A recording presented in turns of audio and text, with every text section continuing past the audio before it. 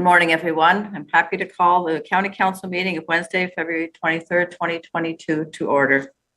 As we gather this morning, I would like to acknowledge on behalf of Council and our community that we are meeting on the traditional territory of the Algonquin people. We would like to thank the Algonquin people and express our respect and support for their rich history. And we are extremely grateful for their many and continued displays of friendship. We also thank all the generations of people who've taken care of this land for thousands of years. I would now ask everyone to stand for a moment of silent reflection.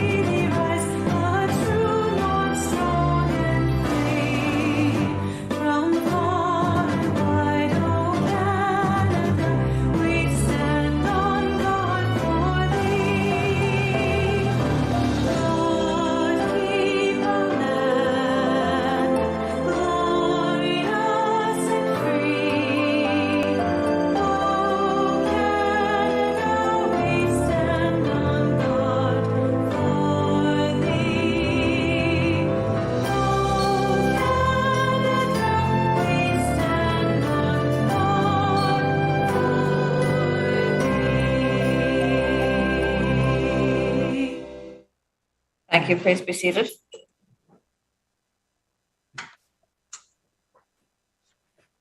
Mr. Morrow, can you do roll call, please? Yes, thank you, Warden. Councillor Bennett? Here. Thank you. Councillor Burrows? Present. Thank you. Councillor Doncaster? Here. Thank you. Councillor Donahue? Here. Councillor Emo? Present, hair comb, teeth brush. Thank you. Councillor Grills? Present. Thank you. Councillor Hunt? Present. Thank you. Councillor Keller? Here. Councillor Love? Present. Councillor Lynch? Here. Councillor Murphy? Here. Councillor Peckett? Present. Councillor Rigier? Present. Councillor Reinwald? Present. Warden Robinson? Present. Councillor Sweet? I'm present. Councillor TJ? Here. Thank you, Warden. Roll call has been taken. And thank you very much, Mr. Morrow. Is there any disclosure of pecuniary interest and the general nature thereof? Seeing none, I'm looking for a mover and a seconder for the adoption of the minutes of January the 7th, 2022, January 17th, 2022, and January 26th, 2022. A mover and a seconder, please. Moved by Councillor Burrows, seconded by Councillor Rigier. Any comments? Seeing none, all in favor? Carried. Thank you.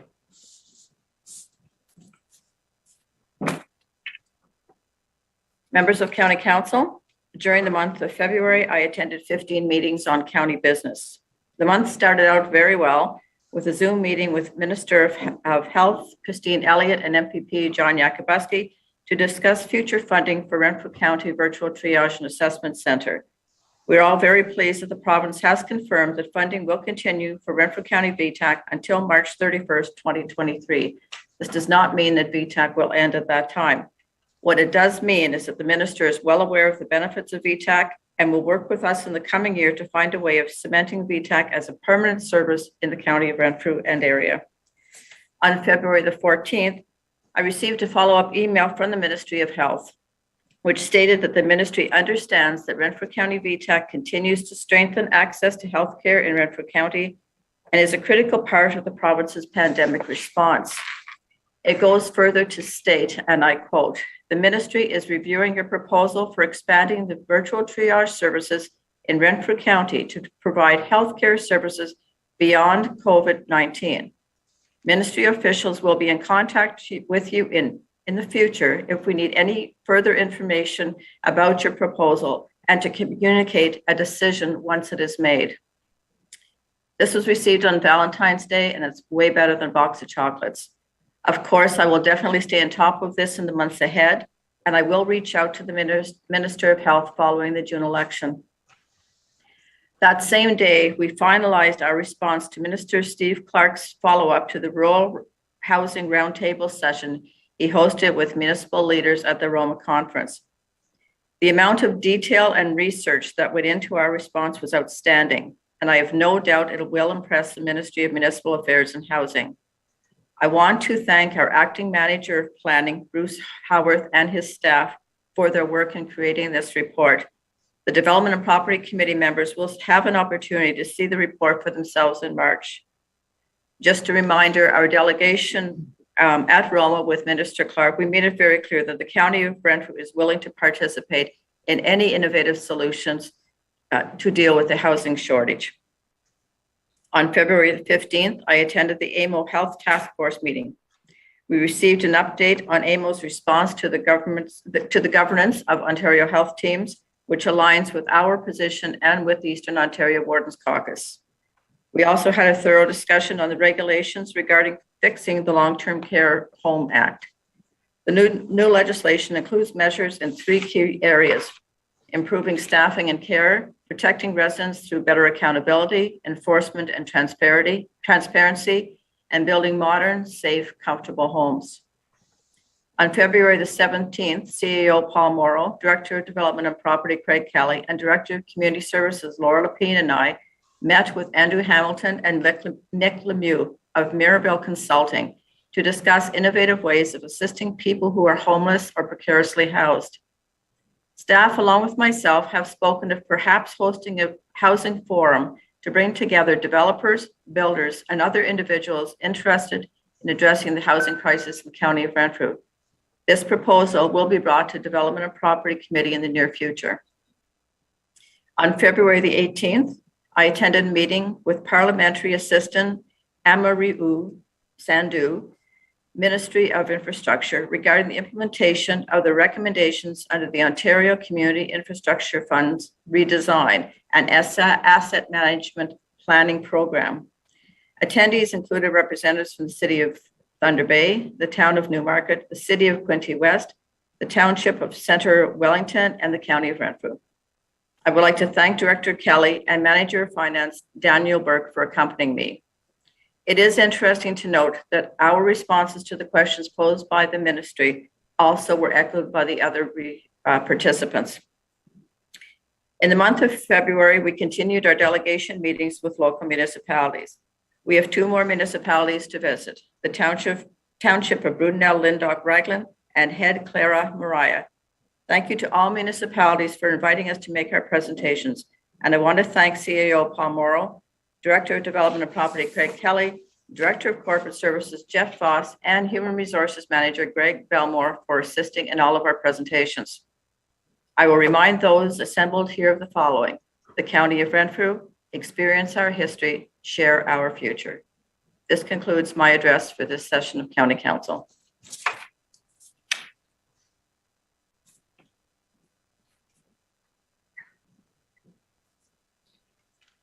I'm sure all of us have noticed that there's a new face on the screen this morning, and it is absolutely my pleasure to welcome Renfrewshire, Scotland's Provost, Lorraine Cameron. Welcome to the County of Renfrew. Very happy to see you here today. I know that we've been anticipating this visit for some time. Unfortunately, it is via Zoom, but yeah, we're all getting used to that, as I'm sure you are as well. While I say we were all looking forward to it, I'll tell you that there's one councillor in particular that's very excited that you're here today. And that is Councillor Bob Sweet, who is Renfrewshire's expat. So I'm going to ask Bob to take over to speak about the twinning of our 2 communities as an initiative to grow our cultural, education, and economic development opportunities. Councillor Sweet, take it away, sir.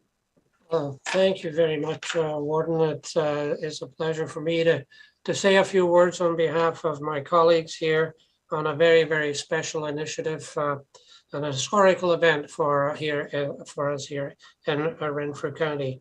I'll begin by saying Sanjivu to Provost Cameron, greetings, and it's great to be able to welcome you here via video to our county here. The warden asked what the temperature was in Paisley and Renfrewshire, and it's got the same number as it is here in Canada. It's 9. The only difference, there's a plus in front of yours and there's a minus in front of ours. So it's a little bit chilly here in Canada, but nonetheless, as I say, this is a very, very special day.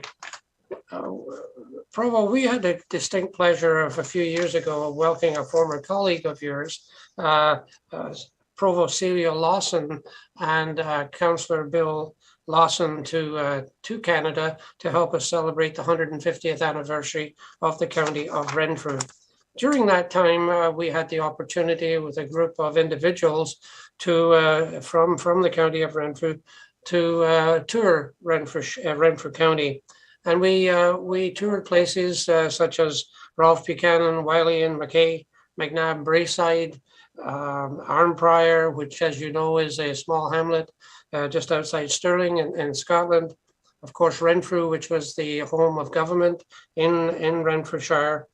And Provost, I would be remiss and I'd be chastised severely if I did not mention Burnstown. Burnstown, and I've no knowledge of this being named after the Bard of Scotland, Robbie Burns, but I have a fair idea that in fact it was. For those who know who Robbie Burns was, he is the Bard of Scotland, a famous poet. And to put that in perspective for those who celebrate New Year's Eve and sing Auld Lang Syne, he is the author of that particular song. He also has some wonderful poems, and I'll recite one just a little bit for you. We cur sleek and timorous beastie, oh, what a panic's in thy breastie. And I'll stop right there, and afterwards I'll translate that for my colleagues here in Renfrew County. But during that tour, it was evident to all of the opportunities for dialogue between our two communities, between Renfrewshire and here in Canada and Renfrew County. We looked at the opportunities for dialogue between on education and cultural initiatives. And while we are separated by a large body of ocean, of water, I should say, with today's technology, I think it's absolutely possible to come together on those educational and cultural exchanges and the initiatives that we can gain from that. Provost, the County of Renfrew has 4 pillars of economic development. Forestry. Renfrew County is an extremely large county within the province of Ontario. It, in fact, is the largest county. It covers some 2,850 square kilometers, 7,500, pardon me, that's miles, 7,500 kilometers. And is famous for forestry. And in fact, I believe some of the wood that came out of the giant forests of Renfrew County were used for shipbuilding in Scotland. And I believe, and I'm not sure, I haven't been back in quite some time, but the Cutty Sark is still in the Broomielaw, which has masts that were brought to there from Renfrew County. So I think there's great opportunity to talk about forestry as we move forward. Farming is another one of the pillars. Renfrew County is the 2nd largest beef producer in the province of Ontario. And I think my colleague Mike Donoghue might talk a little bit about that as well.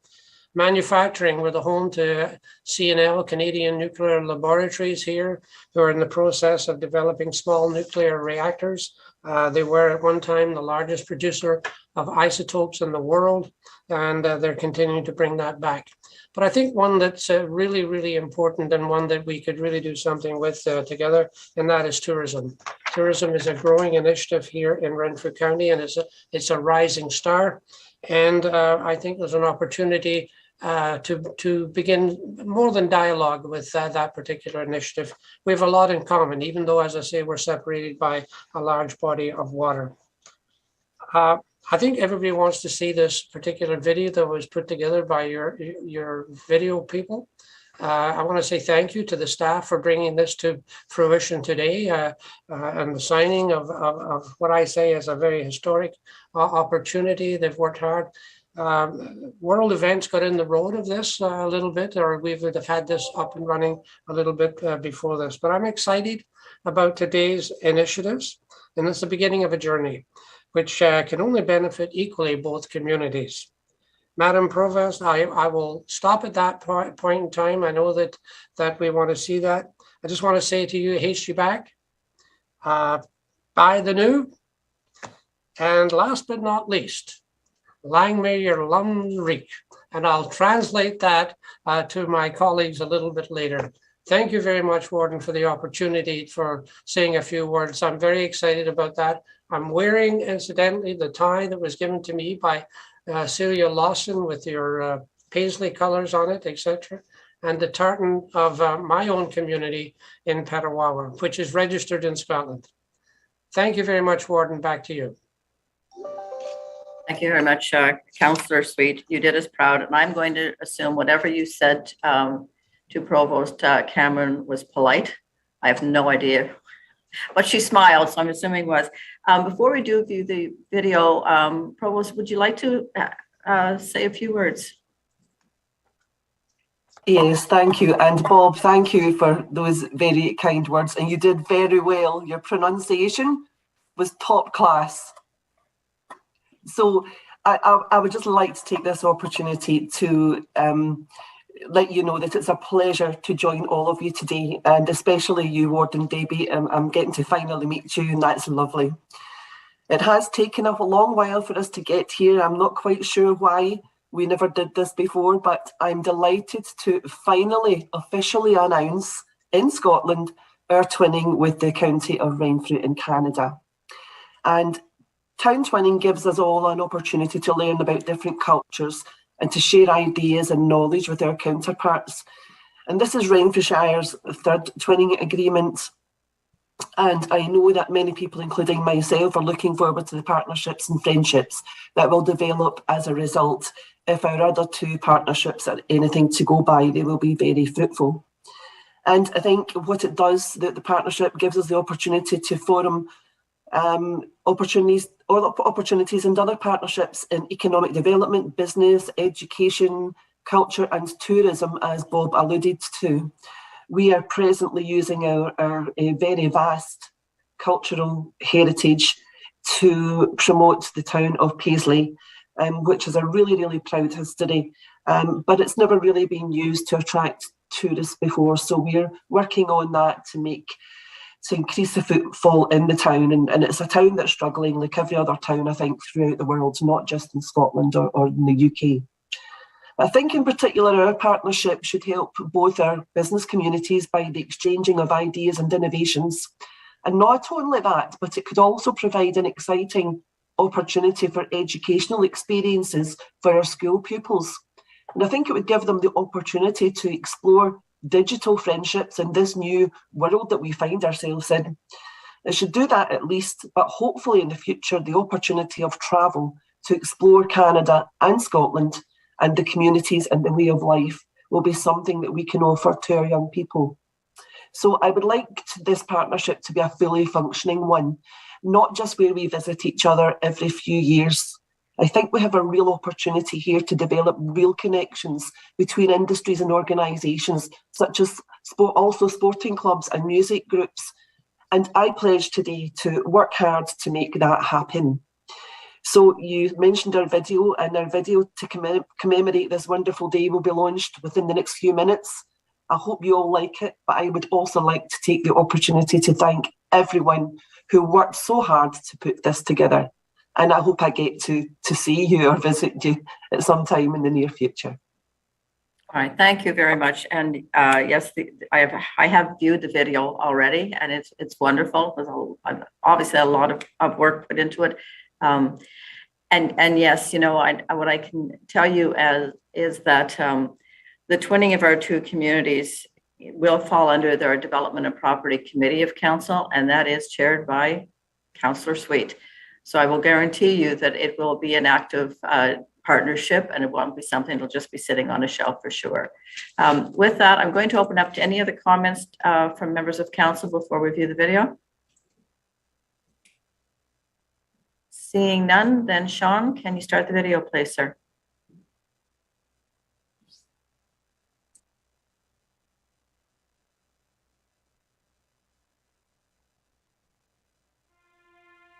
Over with the old and back with the new. Lang syne it's aye been away. Over centuries and seasons for wild geese that flew. Flights of fancy and life and work and play. A one-time diaspora, a one-way lifeblood flow.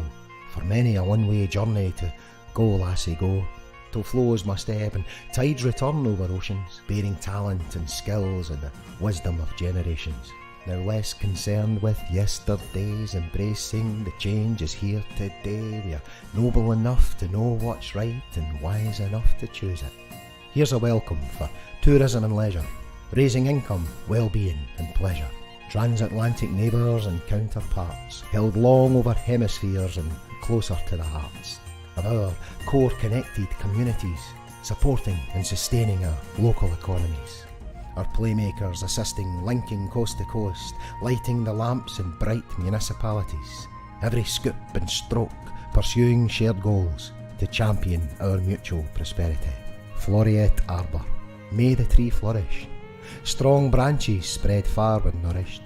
Nurture young shoots and preserve the roots. Grow healthy, build shelter and share the fruits.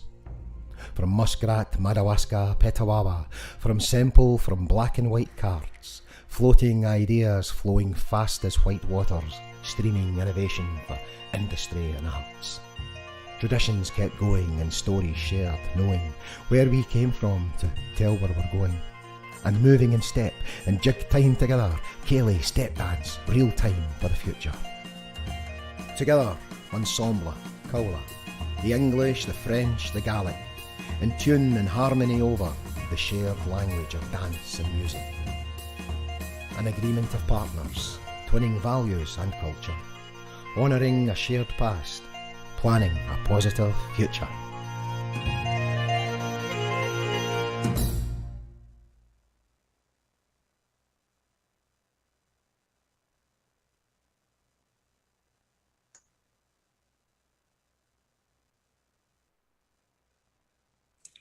Thank you very much for that. I think that's amazing video. And the more I watch it, the less I have to read the subtitles. So I'm getting used to the language. Anyway, is there any other comments? Councillor Murphy, please. Thank you, Madam Warden, and it is a pleasure, Provost. That was amazing. Could we get a copy of that to all of our local tiers? I would love to show that at my own municipality. Sure, Rose can arrange that for us for sure. Councillor Donahue, did you have your hand? No, Councillor Peckett, thank you. Thank you, Warden, and thank you, Provost. I'm just amazed at watching that video. If you change the Scottish names in the background and stuff, it could be Renfrew County. I just in awe of how similar that Renfrewshire in Scotland is exactly the same as Renfrew, a lot of areas in Renfrew County. So I appreciate what you folks have done, and hope we have a long and eventful cooperative association together. Thanks so much. Thank you, Councillor Peckett. Are there any other further comments? Well, Lorraine, I do realize that it's mid-afternoon for you, so I suspect that you've been, I'm sorry. Oh, Councillor Donahue did have his hand up, I understand. Sorry. Councillor Donahue, please. Not at all. Thank you so much, Warden, and so very pleased to have you here, Provost. A long time coming. I must say, my colleague, Councillor Sweet, did certainly recognize the agricultural component. And of course, there are still many scattered across the county of Renfrew. We still have many of the Highland here. So they are certainly an expat, just like my colleague, Councillor Sweet. I want to thank you so much. I think that the video was outstanding. I do note my family also hails from the Celtic region, the old sod, if you will. Very pleased that while I am not intimately familiar with Renfrewshire, I have certainly visited a couple of glens, both Fiddick and Livet. And I'm a very big fan of both of those. You never fail to make us laugh, that's for sure. Anyway, thank you for that, Councillor Donahue. Again, Lorraine, very, very nice to have you here with us today. You know, I really do hope this partnership turns into something even we can't even imagine at this point. So again, thank you. We look forward to you know, future conversations and perhaps someday meeting some of us in person. Yeah, Warden Debbie, can I give you my heartfelt thank you for making time for me this morning during your meeting? It was wonderful to join you. It really was, and maybe at some time in the near future I'll be able to join you in person at one of your meetings. That would be wonderful. Absolutely. Thank you so much. You're very welcome. Thank you very much as well. Take care.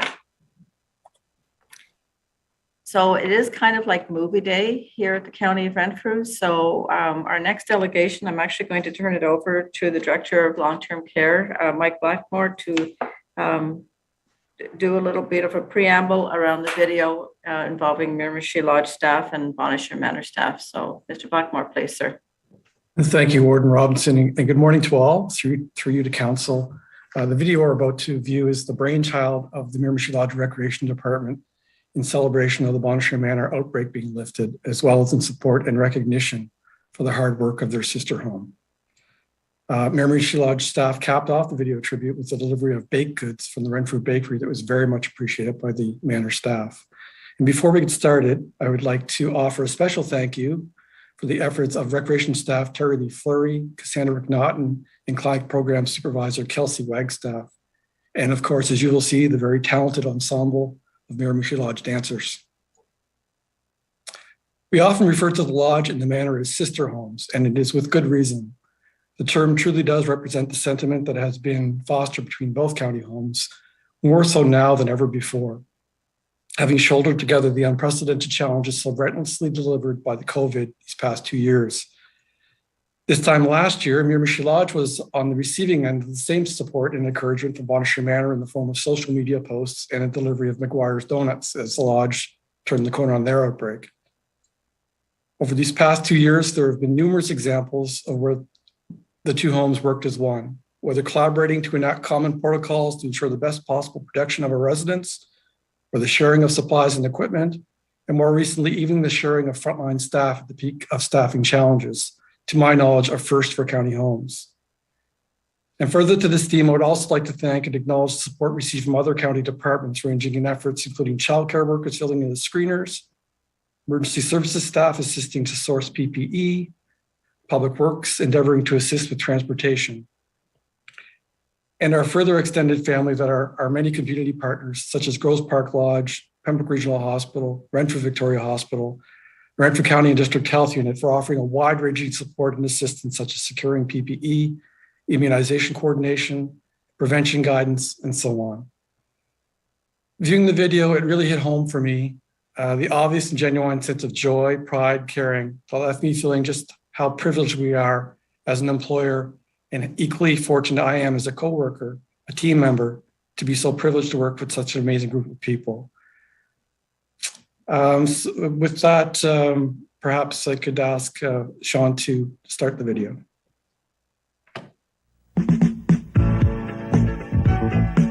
For your viewing pleasure.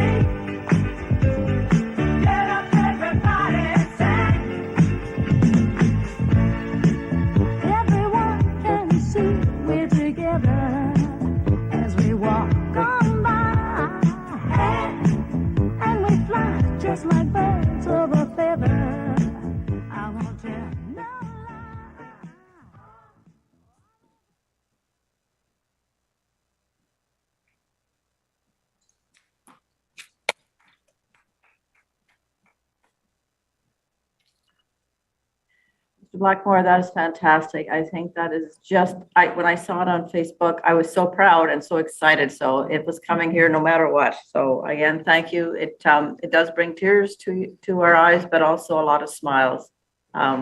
Absolutely incredible. Thank you, thank you, thank you. I'll open it up to any comments. Councillor Murphy, please. Can everybody see Donahue? It's like he was really enjoying it. But yes, Warden, I mean, that was so well done. I love the guy in the hallway dancing.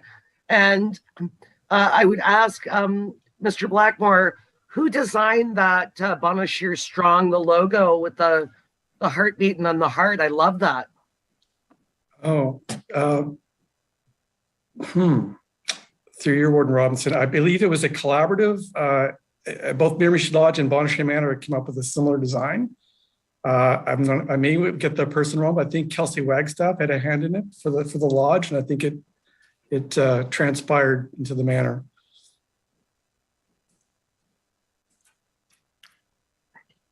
Councillor Donahue, please, sir. Thank you so much, Madam Warden. And I think that was outstanding. I'm not sure if it was the last meeting, perhaps, where I had commented that throughout COVID, I repudiate that it has developed character. I think it has revealed it. And I think that this is outstanding. This has been an enormously trying 2 years now. When we are seated here today, recall that the last regular meeting that this council had in the council chambers was in February of 2020.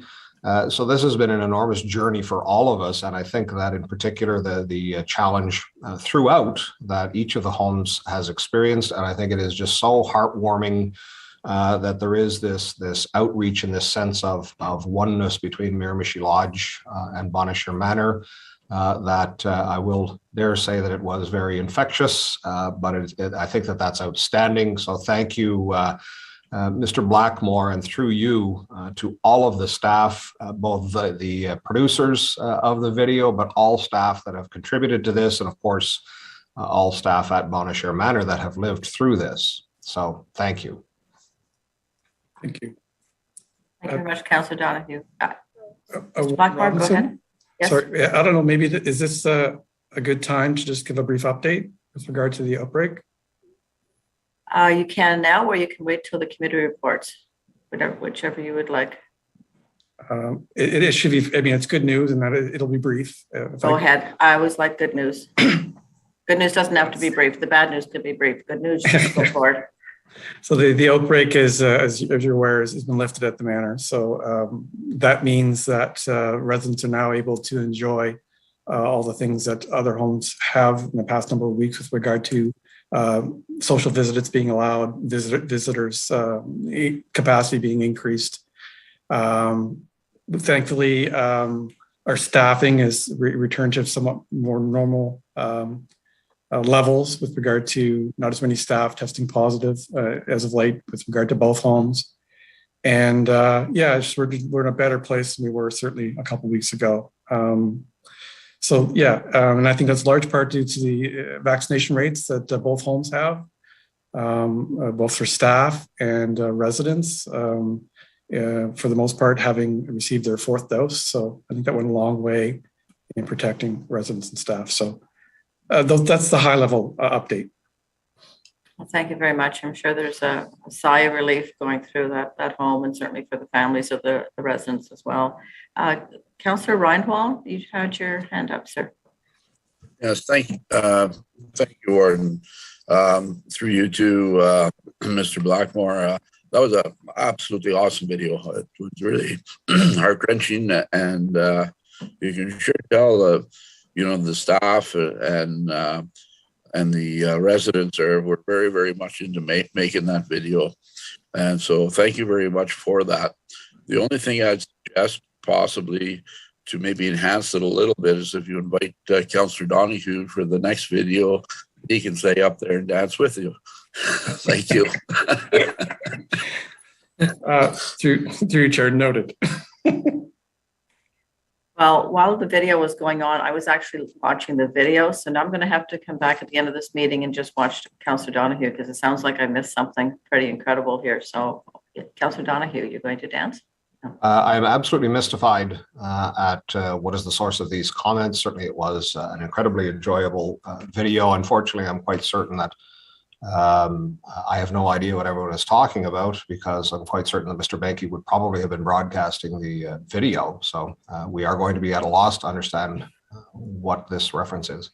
Thank you. All right, with that, are there any other further comments? And Sean does have replays, so that's great. Thank you, Sean, for that. All right, again, Mr. Blackmore, thank you very much for being the delegation this morning. I very much appreciate it. Thank you, Ward. Correspondence, Mr. Morrow.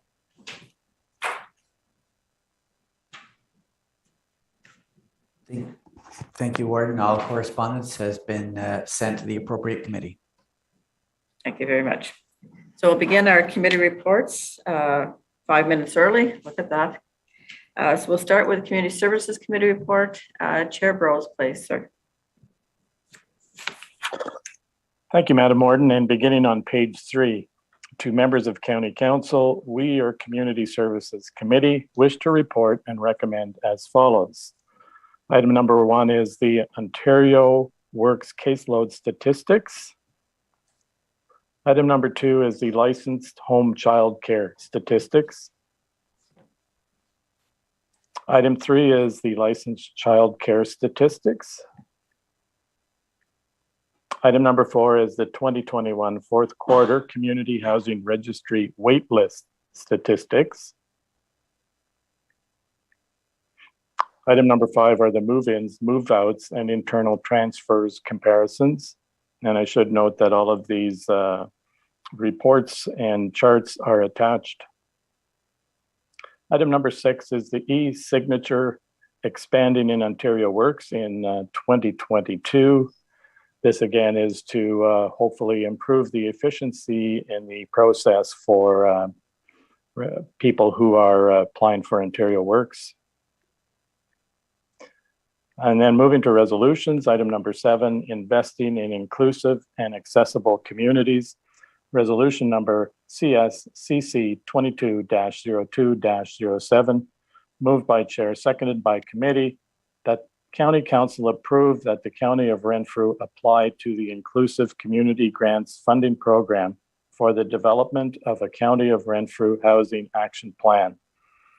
And once again, the background is there. The goal of this grant and plan is to try and create an inventory of available land for the hopefully the probability of including some affordable housing. Item number 8 is the hourly rate for resource teachers. Resolution number CSCC 22-02-08, moved by chair, seconded by committee. The County Council approve an increase to resource teachers capped rate of $16 per hour plus mandatory benefits to $18 per hour plus mandatory benefits effective January 1st, 2022, and the background is attached. Item number 9 is the professional development training. Resolution number CSCC 22-02-09, moved by chair, seconded by committee. That County Council approved that Shelley Moore, George Gucci, Lori Baird, and Anne Marie Coughlin provide professional development training to early on and licensed childcare providers through 2022, utilizing capacity funding. Once again, the background is there, and this has been in the past a very worthwhile endeavor and certainly provides important support to our frontline workers. And that, Madam Chair, is the report which is respectfully submitted by myself as chair and committee members Grills, Love, Regier, Reinwald, and Robinson. Thank you very much, Councillor Brose. We'll start back at the beginning of your report. Is there any questions for item number 1, the Ontario Works caseload statistics? Item number 2, the licensed home childcare statistics. Item 3, the licensed childcare statistics. 4, the community housing registry wait list. 5, the move-ins and move-outs. 6, the e-signature. Resolutions. Number 7, investing in inclusive and accessible communities. Councillor Brose, please, sir.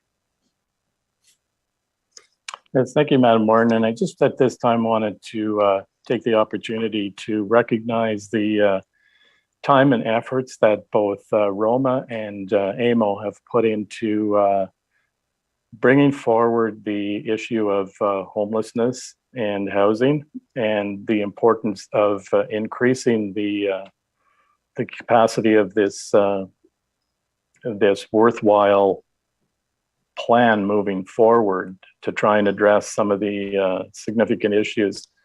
And I'm not sure if Director Lapine might be able to answer this, but just a couple of things in the, and it was an excellent report that AMO put together with their 63 recommendations.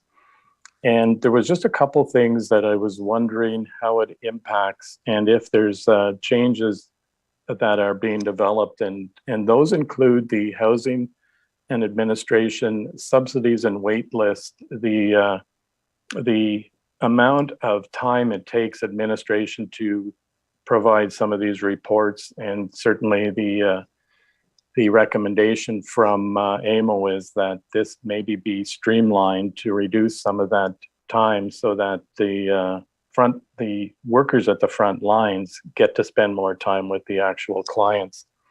And the other one is in relation to the innovative housing and assistance for different approaches is not officially recognized in the Housing Services Act of 2011. And in fact, it requires a business case to the minister to approve on a case-by-case basis. I'm just curious if this is having an impact on Renfrew County. And if I know there's a push to reform this Act of 2011, just wondering if I could get a little more background. Thanks. Thank you very much. So Director Lapine, are you prepared to answer? Thank you, Madam Warden. Through you to Council, I can let you know that the issue that you first identified, Chair Brose, regarding administration and reports is an item that has been discussed quite extensively through the field. I would say the Eastern Ontario Wardens Caucus has also taken on a lot of work regarding that, as well as the Eastern Ontario Directors Group. So it is something that is being addressed with the ministry in terms of identifying opportunities to reduce the amount of paperwork. And it's an ongoing relationship, an ongoing effort. Certainly, it's been identified through integration work that there are different reports that are due at different times and different metrics are being collected. So it's certainly, not providing as much opportunity as we would like to integrate reporting, but that work is in progress. Can I please ask you to repeat the second question that you had asked about? I know you were specific about impact to Renfrew County. If I can just get you to repeat that, please. Oh, sure. Yes, the question was around innovative housing ideas, and especially when it relates to assistance. It's not officially recognized in the Housing Services Act of 2011. And in fact, it has to be addressed through a business case to the minister on a case-by-case basis. Is this having an impact in Renfrew County? And is there a move to reform this act? Thank you. Through you, Warden, to committee or council. I think that question, I can come back with a better response once I've had a bit of time to discuss it further with my housing manager, Jennifer Dombrowski. But I can tell you up front that the Housing Services Act 2011 is also under review and is being reviewed in terms of recommendations and changes. And I believe that is one of the recommendations as well. Again, Eastern Ontario Wardens Caucus has been very active in working with Roma and AMO on providing some position papers, as well as the Ontario Municipal Social Service Association, which we're all working towards this common goal. Putting forward business cases is always a lengthy piece of work. We've not stumbled upon that as a significant barrier at this time, but I would be better prepared to bring this back at a future date with a more fulsome report in terms of the direct impact in Renfrew County, if that's acceptable to you. Thank you. Thank you very much, Director Lupien. I'm sure that Chair Brose will be happy to have that report brought back to his committee. Thank you. Are there any other comments? Item number 7. Number 8, the hourly rate for resource teachers. Number 9, professional development training. The report as a whole. Do I have a mover? So moved, Madam Warden. Thank you. All in favor? Carried. Thank you very much. Now we'll turn it over to Chair Peckett, the Operations Committee report, please, sir.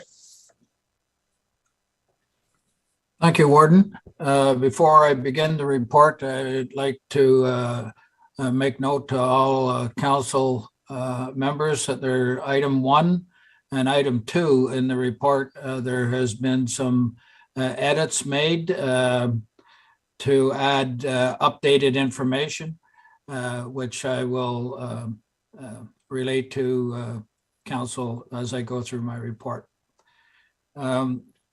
Members of County Council, we, your Operations Committee, wish to report and recommend as follows under information, growth-related projects. April of 2021, committee directed staff to research policies for funding growth-related issues along county roads. Attached as Appendix 1 are comments that have been received from our municipal partners and a response to the email request sent out in November. Is attached as Appendix 2, requesting feedback on the proposed growth financing options. Gary Scanlon of Watson and Associates Economists Limited is scheduled to appear at the March meeting of County Council as per the approved resolution number OPCC 220110 to discuss development charges. Staff will provide a more fulsome report to Council once further understanding of how the proposed growth funding policies may affect the County of Renfrew. And the edit for item 1 here is that in consultation with the warden and the gravitas of the issue, a special meeting of County Council is being proposed for Wednesday, April the 20th, 2022 for a more comprehensive presentation from Watson and Associates Economists Limited. So we're going to move the meeting so that we have more information to work with. On to item 2. This is the second item where there's been some editing done. Ottawa Valley Cycling and Active Transportation. Attached as Appendix 2 is a letter received from the Ottawa Valley Cycling and Active Transportation Alliance raising concerns on safety for pedestrians and cyclists crossing at the intersection of Highway 148 and County Road 29 Drive-In Road. In 2012, a presentation was made to the Ontario Ministry of Transportation by the County of Renfrew to initiate the installation of traffic control signals and associated intersection improvements. At the County Road 29 Drive-In Road, Highway 148 intersection, and staff continued to lobby for this. June 22nd, 2021, at a meeting with the MTO staff from the county and the Township of Laurentian Valley and the City of Pembroke, along with Parsons Corporation, met to discuss construction staging at the intersection of Highway 148 and County Road 40, and added to that, and County Road 29 Drive-In Road. Discussion included the installation of traffic signal at the intersection, As part of the meeting discussion following was noted, the Township of Laurentian Valley confirmed they only have one luminaire at the intersection of Highway 148 and County Road 29 and County Road 29 Drive-In Road. Parsons noted that the Township of Laurentian Valley's luminaire will be removed and replaced by luminaires to be mounted on the traffic signal poles. No luminaires will be owned, operated. New luminaires will be owned and operated and maintained by the MTO. Our committee has directed staff to prepare a response to the Ottawa Valley Cycling Active Transportation Alliance on behalf of the warden, advising of the ongoing discussions for traffic signals at the intersection of Highway 148 and County Road 29 Drive-In Road, and to send a letter to the MTO asking for an update on the rehabilitation plans, including an anticipated timeline for signals to be installed. Item 3, 2022 project updates, design of B203 Petawawa River Bridge, design for rehabilitation of County Road structure Petawawa Bridge is underway by WSP Canada. Preliminary design has been completed, and given the high traffic volumes over the bridge, WSP met with the county staff to discuss traffic management during the upcoming construction project of the bridge. Staff from Partham Engineering also attended the meeting to provide input on the temporary signal installation and overall traffic management plans. The rehabilitation project will be undertaken in 2 stages in order to maintain one alternating lane of traffic over the bridge. Stage 1 of the project will require closure of the west-southbound lane of the bridge with pedestrian traffic maintained on the east sidewalk. Stage 2 of the project will require closure of the east northbound lane and pedestrian northbound lane and east sidewalk of the bridge. Only a single sidewalk is present. Pedestrian access over the bridge will be maintained using a temporary walkway on the west side of the bridge and paths to the nearest intersection and each approach to the bridge. Coordination of the pedestrian traffic and the traffic management has commenced with the town of Petawawa and the garrison in order to ensure early input in this important aspect of the project. Item 3B, B319, the Buckhold Bridge detour. Discussions with the Township of Laurentian Valley staff have been ongoing regarding the use of the Bourne Road as a detour during construction in 2022.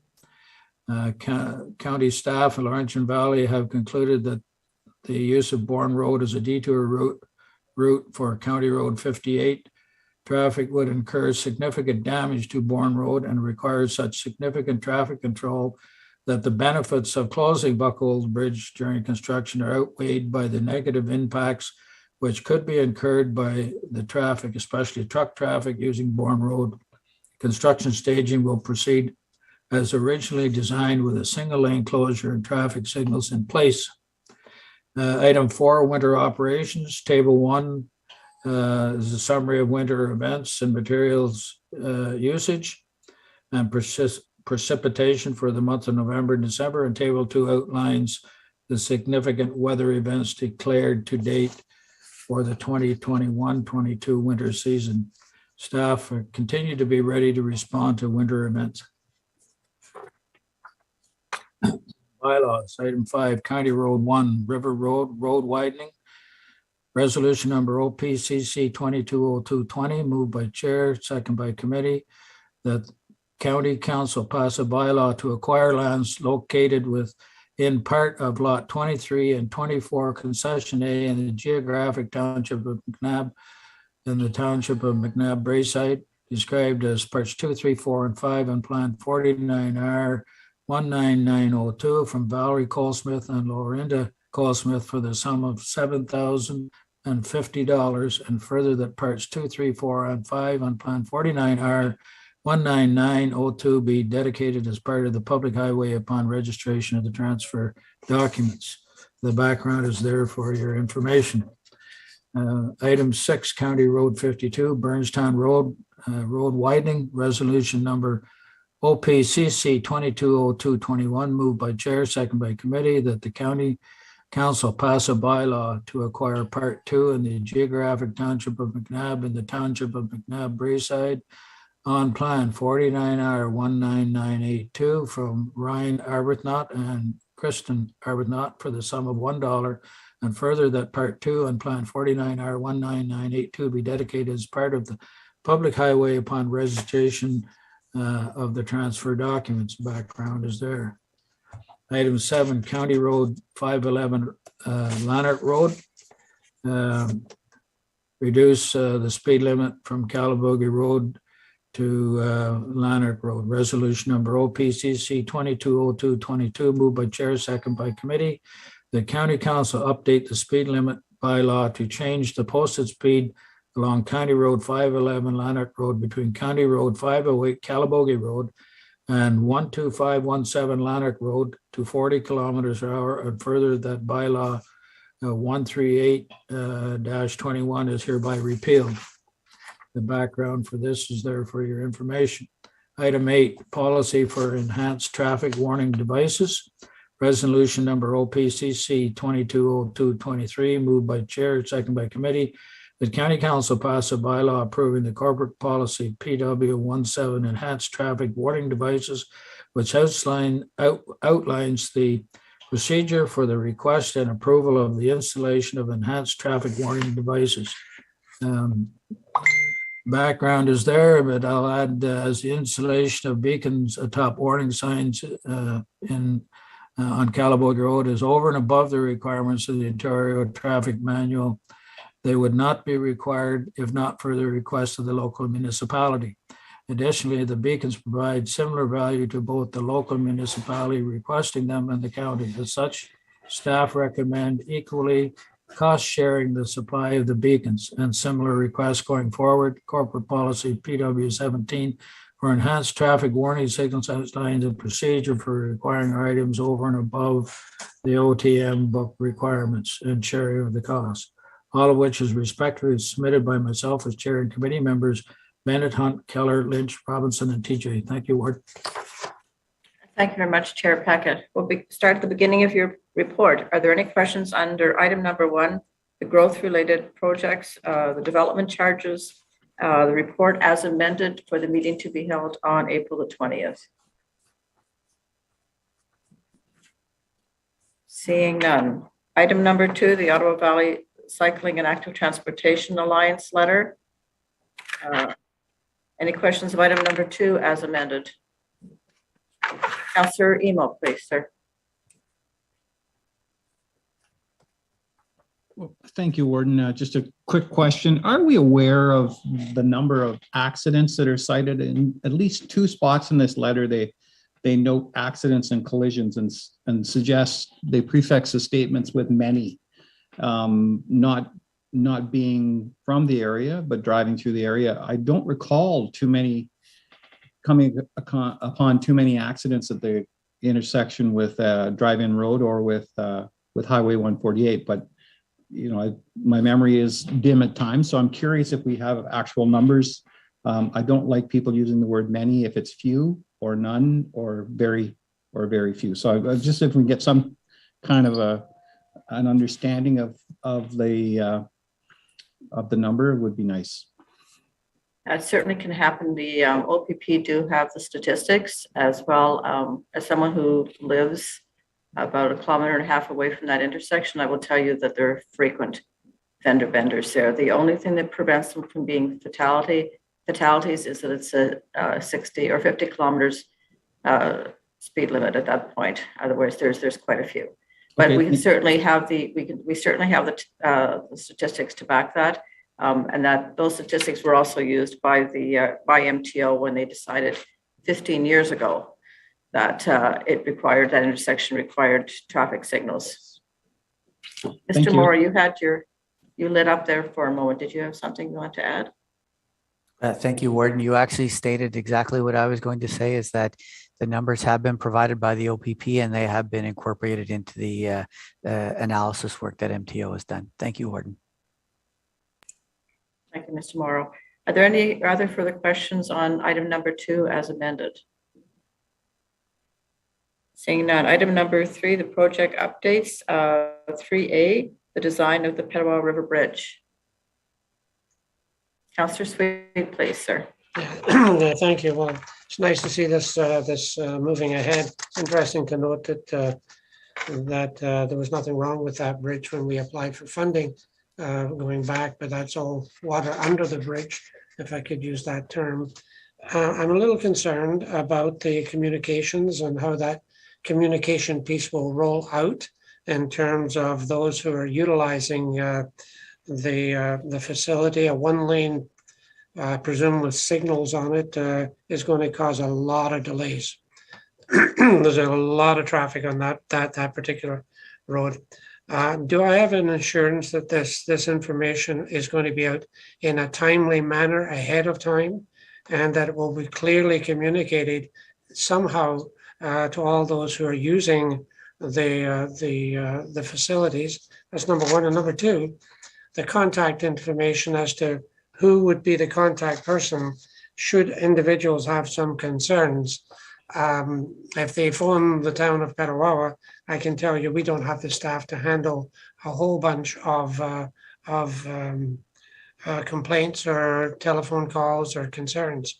Will it be the county, and will that be duly advertised as well as part of the communication strategy? Thank you very much, Councillor Sweet. I will answer your first question. Yes, I assure you that everyone who needs to be informed will be informed. That was part of the discussion, I believe, at the Operations Committee meeting, and certainly being a discussion with the Operations Committee over the past year about ensuring that any time that we are doing any kind of construction that has an impact on residents and municipalities, that they are duly informed. I see Mr. Morrow has lit up again, so I will refer to him. Thank you, Warden, and through you to Councillor Sweet.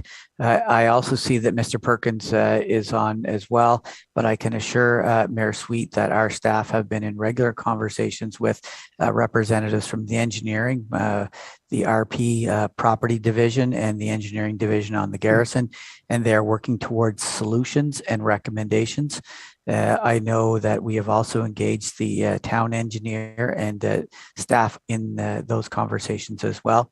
So as we get a little bit closer, we will be developing a specific communications plan, and noting that the garrison will be able to send their staff communications about the timing and scheduling of the project, and we will use that vehicle as well.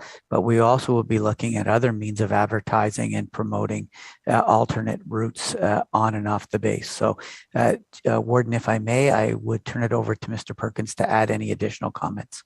Thank you. Director Perkins, please, sir. Well, thank you, Madam Warden, and through you. Yes, actually, we will use message board signs, the variable message board signs that we've been using for VTAC. We'll be out of the pandemic, and we'll be using those signs on each side of the bridge to many weeks ahead. Also, the contact information will be this office, so any complaints will come to us directly. So, I was just reading my staff member is texting me some information. So yeah, so we're in close contact with the base, also with the town of Petawawa staff, and we will definitely be out ahead of this. Thank you, Director Perkins. I'm hoping too that we provide the number and the contact information to the staff at the town of Petawawa, because invariably people will just look at that road and call the local municipality. Councillor Sweet, please. Thank you very much, Warden. As a follow-up, Paul mentioned alternate routes. Do I take that to mean some sort of a detour type situation that is being put in place to try and take some of the traffic flow off of County Road 51 at this point in time? Or what does that mean when Paul said alternate routes? Mr. Morrow, please, sir. Thank you for that, Warden. And I believe what has been indicated to me that there would be an opportunity to come off the highway, take Paquette, and possibly enter the garrison off of one of two additional access points, whether it's Brindle Road or whether it would be the other gate that is off of Paquette as well. So those are the ongoing conversations that are occurring with the garrison. And so those are the types of things we are exploring with them. We're also exploring and have referenced staggered start and stop times in terms of their staff as well. So I see Mr. Perkins nodding his head to confirm that those are the types of discussions that are ongoing at the staff level, sir. Thank you for that.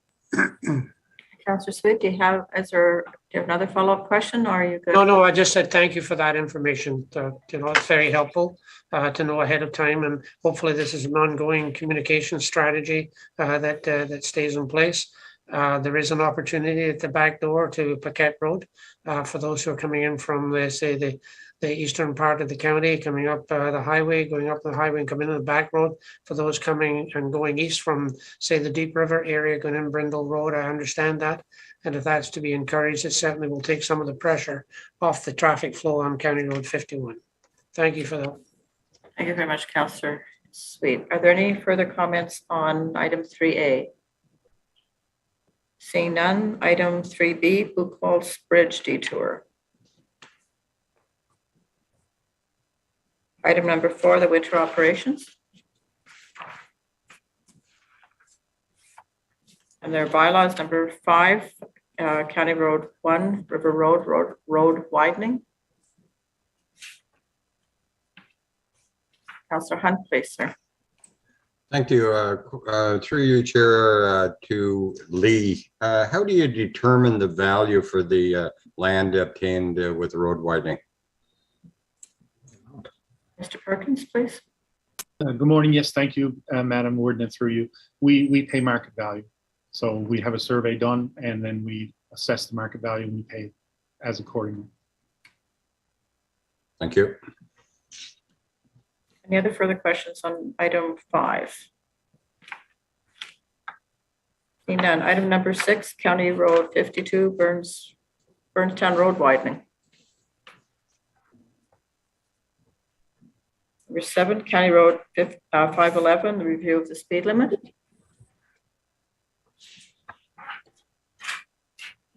And number 8, the policy for enhanced traffic warning devices. The report as a whole as amended. Do I have a mover? So moved, Warden. Thank you. All in favor? Carried. Thank you very much.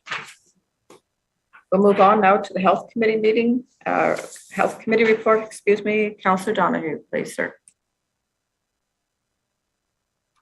Thank you, Madam Warden. To the Council of Corporation of the County of Renfrew, members of County Council, we, or Health Committee, wish to report and recommend as follows. As information, item number 1 is the Community Paramedic Program update. This has, you will note from the chart, substantial increase in the involvement of the community paramedics. This is certainly a very active part of that Swiss Army knife, or perhaps even chameleon, as there are multiple sectors that the paramedic services are now engaged. I'm very pleased to see that. Item number 2 is the COVID-19 testing update. And once again, keep in mind that this update was prepared and provided to the Health Committee at the front of February. As we are in incredible dynamic in COVID, it has probably been supplemented since.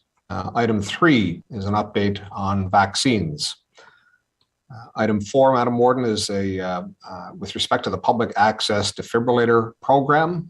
This is an outstanding program, and strides are being constantly made towards making these defibrillators even more accessible into the community. Certainly extend an enormous acknowledgement to Mayor TJ. I know that her community has certainly been at the forefront of making these available into the community, and very pleased to see this continuing. Item 5 is the COVID-19 pandemic update with long-term care. And once again, I will remind Council, we had some outstanding news as the most recent update from Mr. Blackmore just following the video presentation of earlier this morning. But there is further detail here. And once again, I will note that this is, by the time we are reading this at the end of each month, it has become somewhat stale dated. Item 6 is additional prevention and containment funding for 2021-2022. And this is to extend from the municipal fiscal year that, as everyone will recall, terminates at December 31 of each year. It is to reconcile it with the provincial fiscal year that ends as of March 31 of each year. I'm very pleased, nonetheless, to see the extension of this funding. It is a substantial amount of money between the two long-term care homes. Item 7 is with respect to the long-term care home occupancy targets being reinstated. I would remind council, or council may recall, that over the course of the COVID-19 pandemic, those requisite targets for occupancy and reduced vacancies within each of the long-term cares, both the lodge and the manor and the larger long-term care community across the province, are required to keep a certain percentage occupied. Those were set aside as we were responding to COVID-19, both in terms of the increased attention towards admission to, but also, of course, committee will recall, or sorry, council will recall, each of Miramichi Lodge and Bonnechere Manor have now had outbreaks and did require space to manage those. Item 8 is with respect to community funding for operating pressures. This is with regards to the Senior Adult Day Program. The final information item, Madam Warden, is with respect to the new Minister of Long-Term Care. I'm very pleased to welcome to the long-term care community Mr. Paul Calandra, replacing Rod Phillips. Moving on then to resolutions. Item 10 is a long-term care service accountability agreement, along with Schedule E, which is the form of compliance declaration. Resolution number H-CC-22-02-16, moved by myself, seconded by committee, that County Council authorize the Warden and Chief Administrative Officer Clerk to sign the annual Schedule E form of compliance declaration issued pursuant to the Long-Term Care Service Accountability Agreement for each of Bonnechere Manor and Miramichi Lodge. The background, Madam Warden, is attached. Moving on finally then, Madam Warden, to bylaws. Item 11 is with respect to a partnership agreement, a hospital paramedic service partnership agreement with Arnprior Regional Health.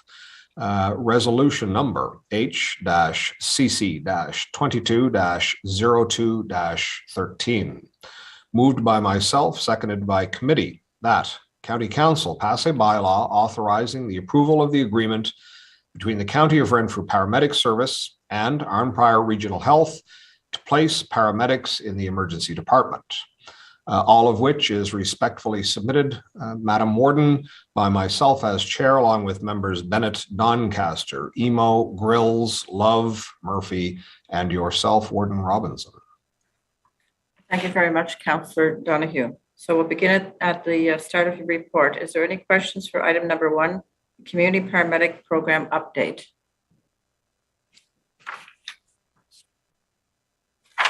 Item number 2, the COVID testing update. Item number 3, vaccine update. Number 4, the access to defibrillator program. Number 5, the COVID-19 pandemic update, long-term care. And I don't know if Director Blackmore, if you have anything to add at this stage. Warden Robinson, just if I could, just when I'd mentioned the fact that the manor was an outbreak, just to give an idea that we did have 62 residents that were positive that were cleared. That is fantastic news. Absolutely fantastic. A year ago, I would have been terrified if you had told me we had 62 positive residents. Councillor Brose, please, sir. Yes, thank you, Madam Warden, and through you to Mr. Blackmore. Just curious, of the 62, did they all experience mild symptoms and did they all recover rather quickly? Would be an indicator that the vaccines certainly do their job. Yeah, through you, Chair, to the councillor. For the most part, the symptoms were mild. We did have actually three residents that passed, one unvaccinated, two that were with comorbidities. Thank you. Are there any other further questions? Item number 5. Councillor Donahue, please, sir. Just if I might augment somewhat the answer from Mr. Blackmore, of course, for all of council and anyone that may be watching, is certainly tragic, the losses from COVID-19, both within long-term care and right across our community. But it's, of course, important to note that the demographic, perhaps, shall we say, within long-term care are certainly more challenged than the broader community as well. And it is something that is, I think, needs to be seen in context of that as well.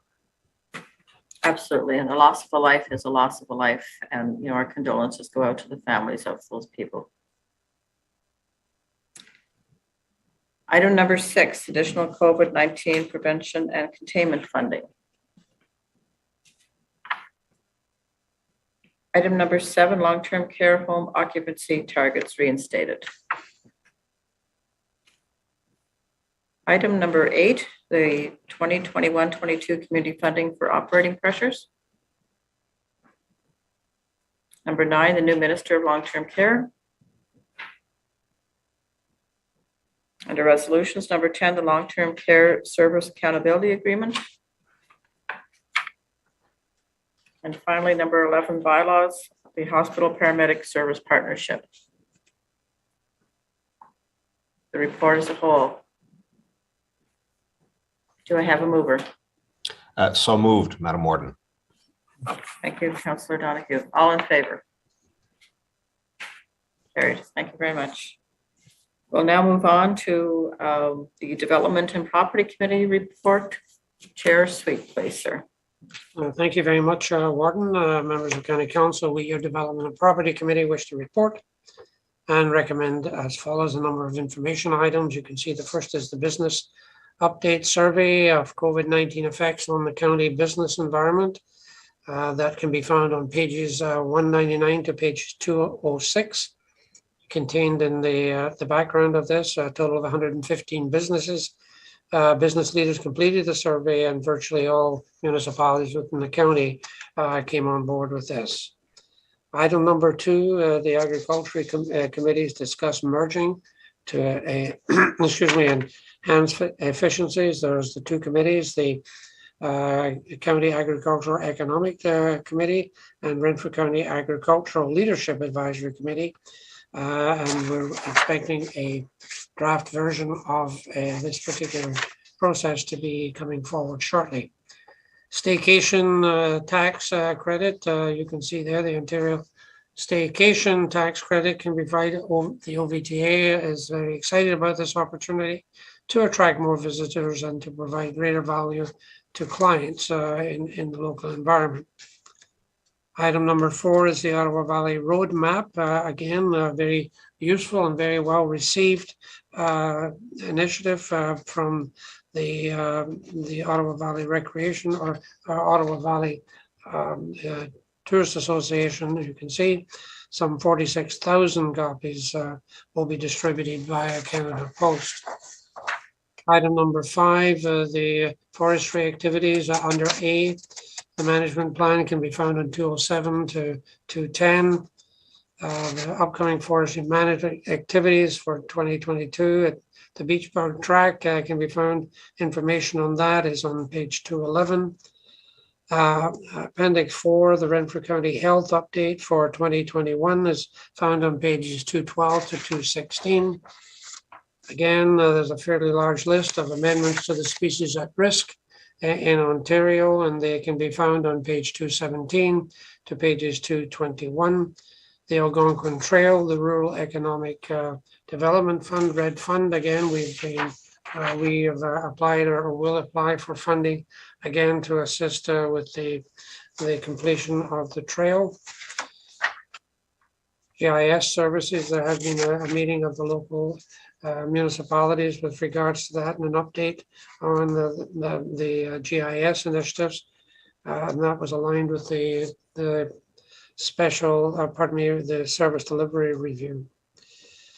RPDD 2021-02 design build of multi-residential update. Site visit with 6 contractors that were in place or in attendance, pardon me. You can see those who came on site to look at the opportunities here.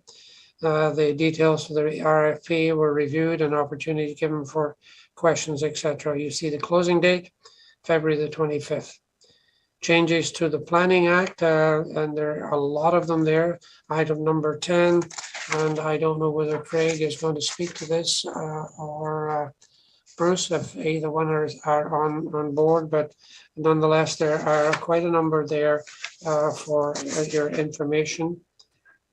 Planning tariff fees bylaw. This was discussed at length at our committee meeting, and I felt it was important enough to bring this forward, or asked for it to be brought forward to County Council. And in particular, I don't have an issue necessarily with a review and an upgrade and update on some of the fees. I think that's important and proactive as we move forward, some of the costs. What was of a concern for me in terms of the entire county of Renfrew municipalities is the new fees that were being suggested, and I thought it would be appropriate to bring this forward. And thank you to the warden for bringing this forward at this point in time. And in particular, the new fields, the one that was giving certainly myself some concern was general inquiries and pre-consultations. And I felt this would be an opportune time, you can see here, for a general discussion on whether this is a viable type of thing for all of the municipalities. There's a little bit of the background there. A lot of lower tier municipalities do not have planning staff. And as I said at our meeting, planning is a bit of a minefield and a mystery to a lot of people. And this is something that is a growth initiative for many municipalities. And to try and put a bit of a situation in here where it be restrictive to ask questions of what I say is a bit of a minefield, I felt should have a general discussion with the rest and the whole of council. So you can see all of the new areas that are there. I don't, as I say, have a problem necessarily with increasing the overall fees, but when it comes to new initiatives, I'm not sure that this is a proactive type of thing, and the message we're sending is perhaps counter to what I think some of the smaller, lower tier municipalities are looking for or need in terms of growth. But that's for a discussion, I guess, going forward. Resolution number DPCC 220212, moved by the chair, seconded by committee, that County Council supports through written intervention and in-person participation the Canadian Nuclear Laboratories of application to the CNS regulator to amend its existing site ledger in order to construct a near-surface disposal facility. You see the background there. We did have intervention status when it became the GOCO model, and I think CNL is looking for a similar type situation for the county of Renfrew to support this initiative going forward. Under bylaws, Trillium Foundation Community Building Fund, resolution number DPCC 220216, moved by the chair, seconded by committee. The County Council pass a bylaw to execute an agreement with the Ontario Trillium Foundation in the amount of $62,800, and further that funds up to $15,700 be taken from the 2022 provision for unallocated funds for the County of Renfrew's 20% contribution to the grant, and further the funds be used for improvements to the KMP recreational trail. And you see the background with that there. 78,500 was the application, 15,700 to match the 62,800. dollars from the Ontario Trillium Foundation, all of which is respectfully submitted by myself as chair and members Eamon, Keller, Lynch, Rieger, Reinbold, Robinson, and TJ. Thank you, Warden. Thank you very much, Chair Sweet. So we'll start at the beginning of your report under information item number 1, the business update survey. Any questions? Number 2, the merging of the agricultural committees. Item number 3, staycation tax credit. Number 4, the Ottawa Valley Roadmap for 2022. Number 5, forestry activities. Number 6, the amendments to the species at risk. Number 7, the Algonquin Trail Red Fund. Number 8, the GIS services. Number 9, the multi-residential build update. I'm very much looking forward to February the 25th to find out what the possibilities are here. Number 10, changes to the Ontario Planning Act.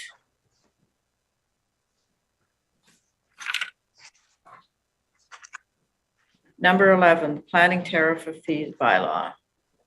Councillor TJ, please. Thank you very much, Madam Warden. I won't be supporting this number 11 because I know that it doesn't seem like a lot of money to us, but every time we increase those, that's how we survive in KH&R. We do it by severances. And the more you keep adding on to that cost, and I know I read through in the staff time and all that, but maybe it has to come out of the general budget for the planning. When somebody asks me how much a severance is and it's $1,200, that's a lot of money to apply and maybe be told no. But anyways, I won't support it just on the basis that we shouldn't be increasing that. Renfrew County is trying to show we're open for business, and every time we increase those, and I may be the only one, but I'm worried about people being able to afford it to move forward. So anyways, I won't support that. Thank you very much. Thank you, Councillor TJ. I'm wondering, are you interested in making a motion to have number 11 severed from the report so that we can discuss that separately and move on with the rest of the report? Thank you for the advice, Madam Warden. Yes, I would. Thank you. I'll move. All right, and I have a seconder by Councillor Donahue. All in favor of severing item number 11 from the report? Thank you very much. We'll move on then to item number 12, CNL. And number 13, the Ontario Trillium Fund Community Building Fund. The report as a whole minus item number 11. Yes. Thank you. Do I have a mover for the report minus number 11? So moved, Warden. Thank you. All in favor? Carried. Thank you very much. Before we go back to item number 11, I'm going to suggest we take a 15-minute break. We've been at it for an hour and a half. So we will come back at 10:45.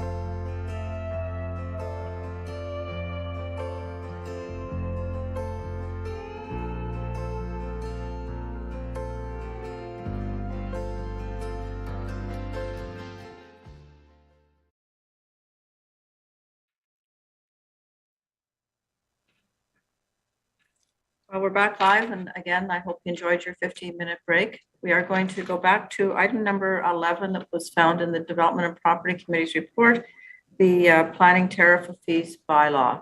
So I'll open it up for discussion. Councillor Donahue, please. Thank you so much, Madam Warden. A couple of questions, I guess.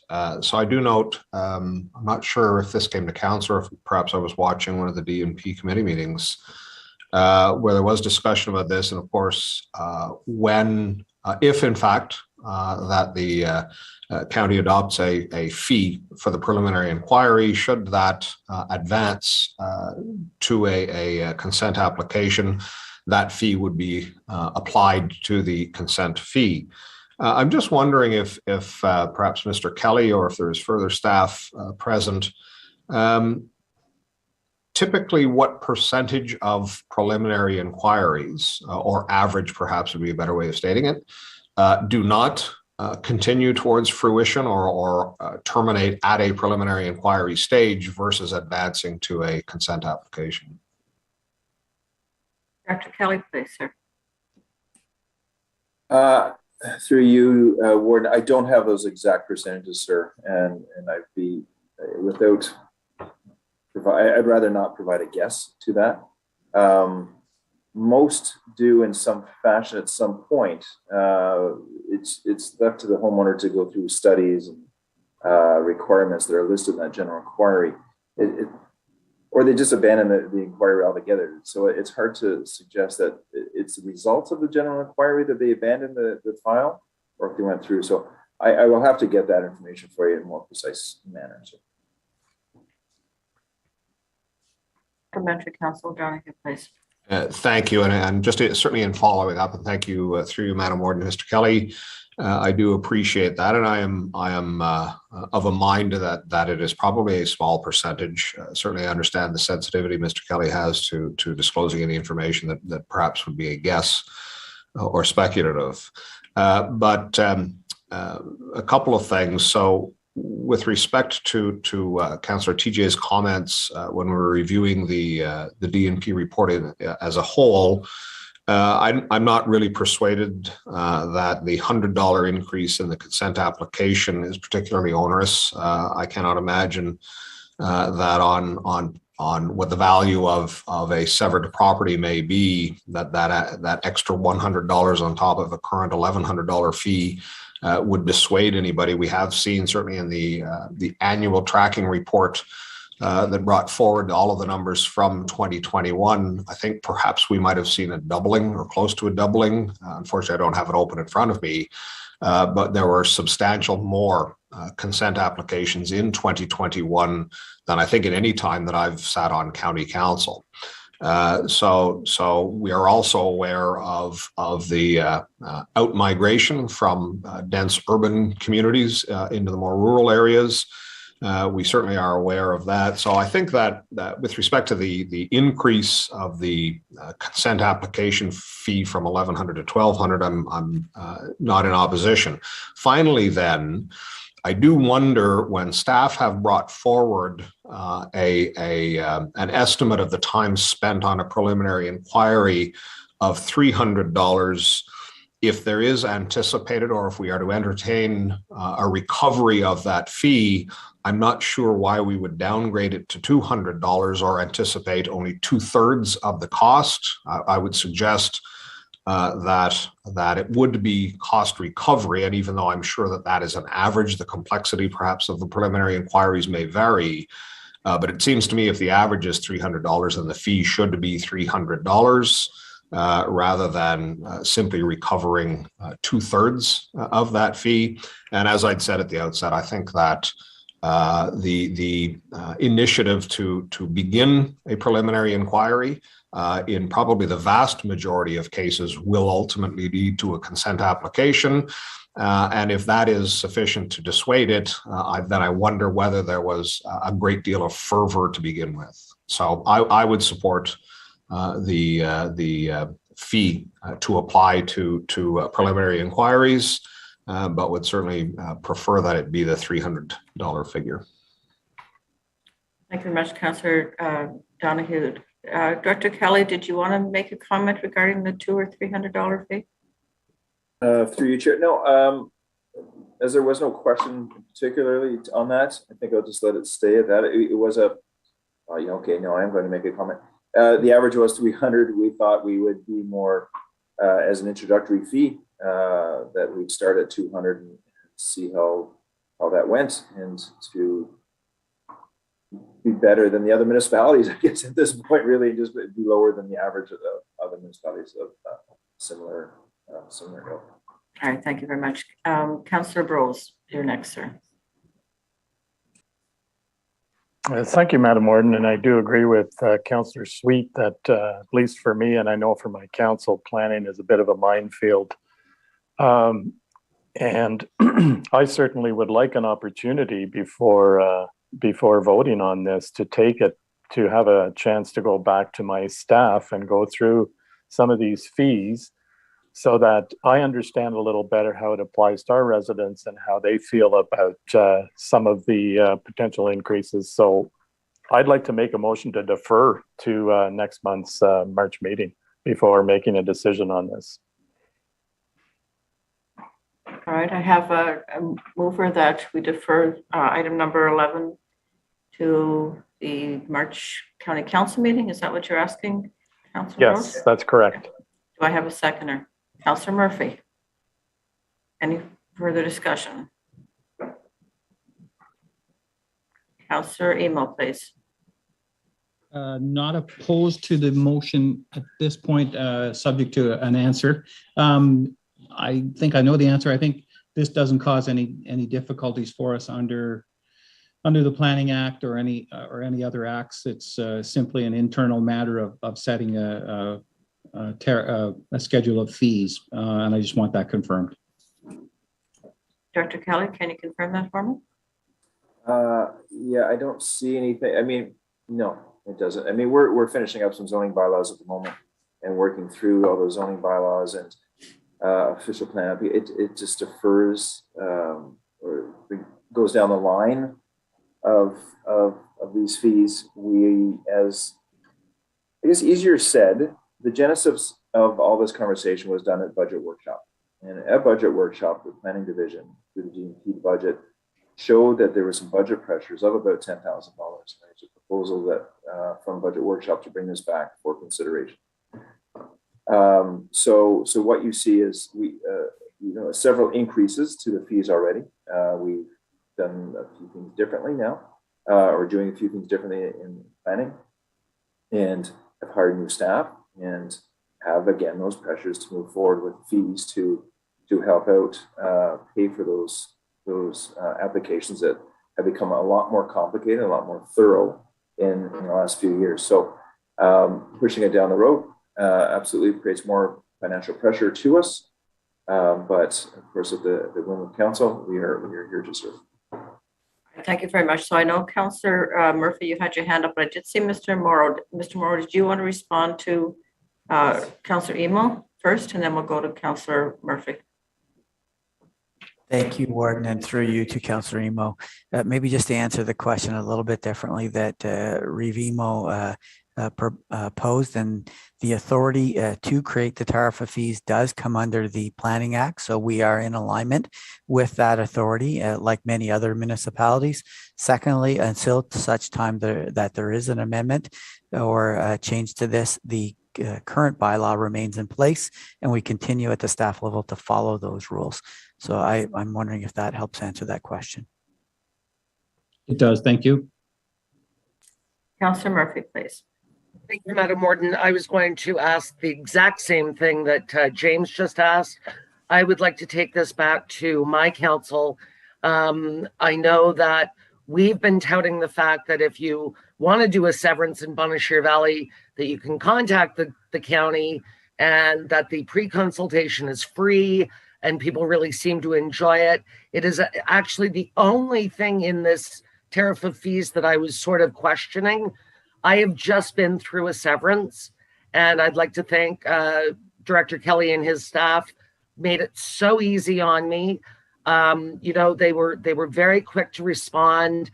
it was such a nice thing to have something actually be free, because the severance was $1,200 and the survey was $5,500.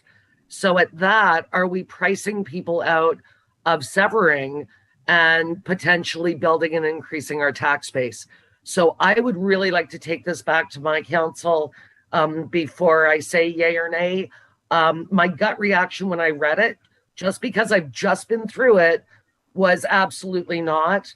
But perhaps, as Director Kelly said, this is a budget pressure. I would really like to talk to my council. Thank you. Thank you very much for that. Councillor Donahue, please. Thank you, Madam Warden. Through you to Mr. Kelly. Perhaps a stumper once again, Mr. Kelly. We now have before us a slightly different recommendation. This is to defer. So I would like to know if Mr. Kelly knows this. When the provision of preliminary inquiries was first rolled out, and if he has any idea of what the cost of a consent application was at the time. Through you, Warren, I brought back up this time, council member. I brought Bruce along with me this time. You never bring a knife to a gunfight. So Bruce, I'm not sure if you want to pop on the camera if you can, and if you want to shed some light on that history, if you know it, Bruce. Mr. Howarth, are you available? Thank you, Chair, and through you to Councillor Donahue. Just the general inquiries is obviously something that we've been doing for a very long time, and the concept or the idea of implementing a fee has been discussed for a long time. So over, I'll say, the last 2 or 3 times we have updated the fee bylaw, and it was proposed in front of council. Internally as staff, I know that was part of our discussions of whether or not we would recommend a fee, and for various reasons, it was never, I don't think it ever came up as an official proposal.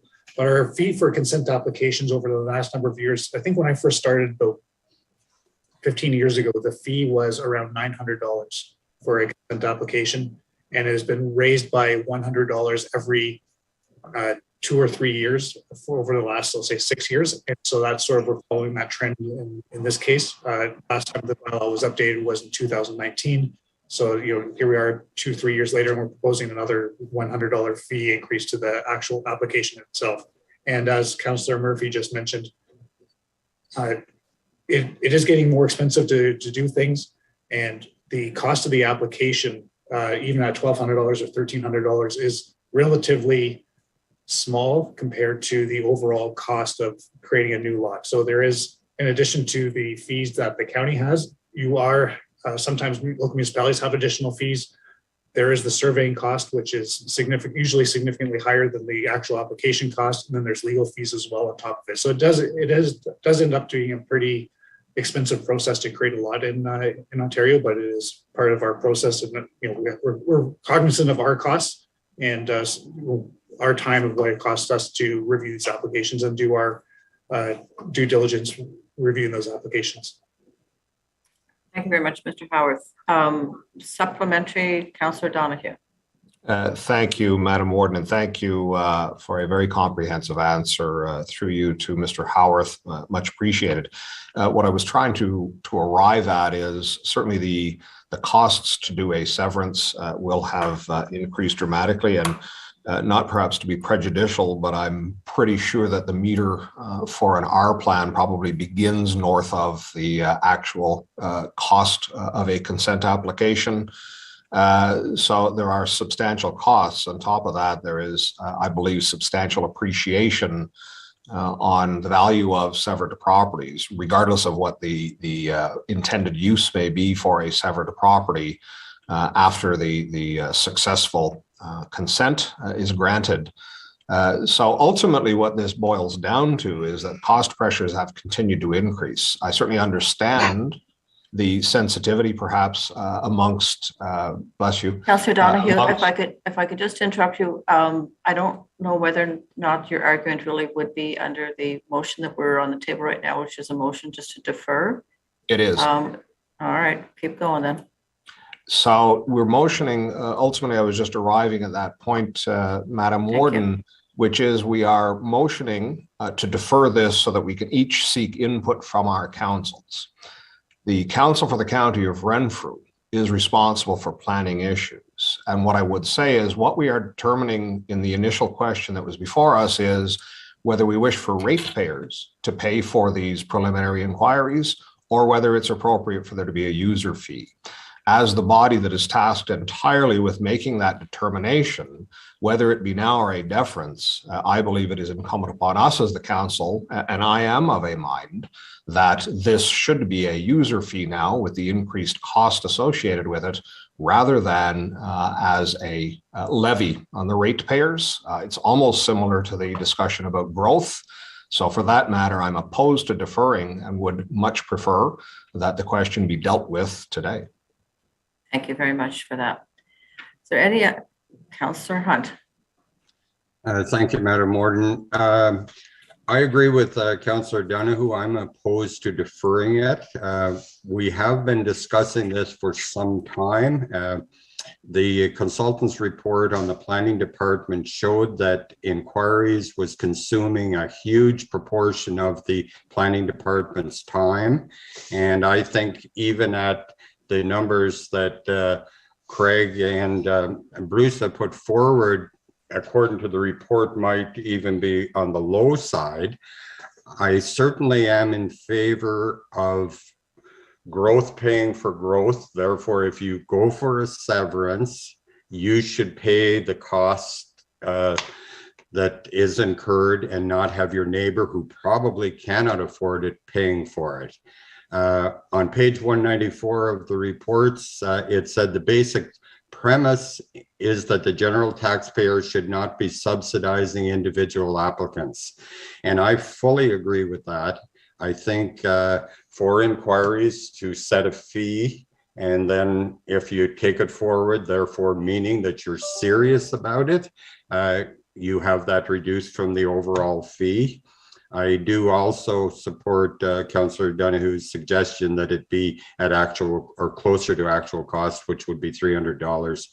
So I think it is a decision of ours, and I do not support deferring it. Thank you. Thank you very much, Councillor Hunt. Councillor TJ, please. Thank you. I guess I want to disagree with my two colleagues. The more severances we get, the more tax we get, and the county gets more tax. So to tell me that the taxpayers have to cover that cost, that's nonsense to me. Every time we create a lot, somebody builds a house, and we all get taxes, and that includes the county of Renfrew. So all I'm saying is we need to encourage more growth in our county and each of our townships. And how do we do that? We do that by severances. So I disagree. I think the motion was Councillor TJ, it has to be, the conversation has to be around the motion to defer. Okay, you're making it. You're making your argument, which is fine, but it's not. You're making an argument on the bylaw itself, not the motion. Okay, sorry. My point is we voted to defer, and it was carried. So why are we talking about? No, we have not. We have not voted. No, we haven't. I thought somebody made a motion. Okay. It has been, there's a motion on the floor, but it has not been voted on. Okay, I apologize. It's fine. Councillor Brose, please. Yes, thank you, Madam Warden. I just wanted to clarify, it's not the general inquiry fee that I'm opposed to. When I look at the whole schedule of fees and the various increases, that's what I would like to have an opportunity to review before making a decision today. If I have to make a decision today, I have to oppose. Thank you. Thank you. Are there any other further discussion on the motion to defer? Councillor Sweet, please. Yeah, thank you very much. Yeah, and I'm listening to this debate and to defer, and I think there's perhaps a need to defer this particular initiative. I've heard a number of approximates and maybes, and there's sort of I don't know how many applications that we get or consent or whatever it might be. And I think we need a better picture of exactly what it is that is in front of us before we can make that decision. And the only way we can do that is to have this deferred back to staff to come up with a more complete number in terms of the costs that are associated on one side of the issue and the revenue that's generated as a result of that. I don't know sitting here just how many inquiries that have been received, and I think council has to have the benefit of that information. And to me, it can only be given as a result of a more in-depth breakdown of that particular initiative and bring that forward as part of this deferred motion. All right, fair enough. Thank you. Is there any further discussion on the motion to defer? Councillor Donahue, please. Could you, I apologize, Madam Warden, given Councillor Brose's, what I certainly feel is clarification, could you read the resolution once again? The motion to defer? Well, I understand the motion was moved by Councillor Brose, seconded by Councillor Murphy, that the item number 11, the planning tariff of fees bylaw, be deferred to the March County Council meeting. Okay, thank you. Could I have a recorded vote on the motion before us? Do that. I'm assuming there's no further discussion. Seeing none, Mr. Morrow, can you do the recorded vote for us, please, sir? Thank you, Warden. If I may, I'll share my screen. Madam Warden, Glenn had his hand up. Oh, I'm sorry. Councillor Doncaster. Thank you, Madam Chair. I just wanted to make the point that when I'm trying to think of how to say this, but we are county councillors. There's been a number of comments made over the last 10 minutes that was, I need to check with my council. I need to do what's best for my municipality. That's not what county councillors are here to do. So in considering the issue, and I'll keep it to the deferral part right at the moment, we need to defer it for reasons that are in the county's interest, not our own interests. That's all I have to say. Thank you. Thank you. I'll ask one more time. Any other further discussion? Seeing none, Mr. Morrow, please proceed. Thank you, Warden. Councillor Bennett, for or against the motion, sir? I'm for the motion. Councillor Brose, for or against the motion, sir? For. Thank you, sir. Councillor Doncaster, for or against the motion, sir? Against. Thank you. Councillor Donahue, for or against the motion, sir? Opposed, Mr. Morrow. Thank you, sir. Councillor Emo, for or against the motion? Opposed. Thank you, sir. Councillor Grills, for or against the motion, ma'am? I'm for. Thank you. Councillor Hunt, for or against the motion, sir? Against. Councillor Keller, for or against the motion, sir? Against. Councillor Love, for or against the motion, ma'am? Against.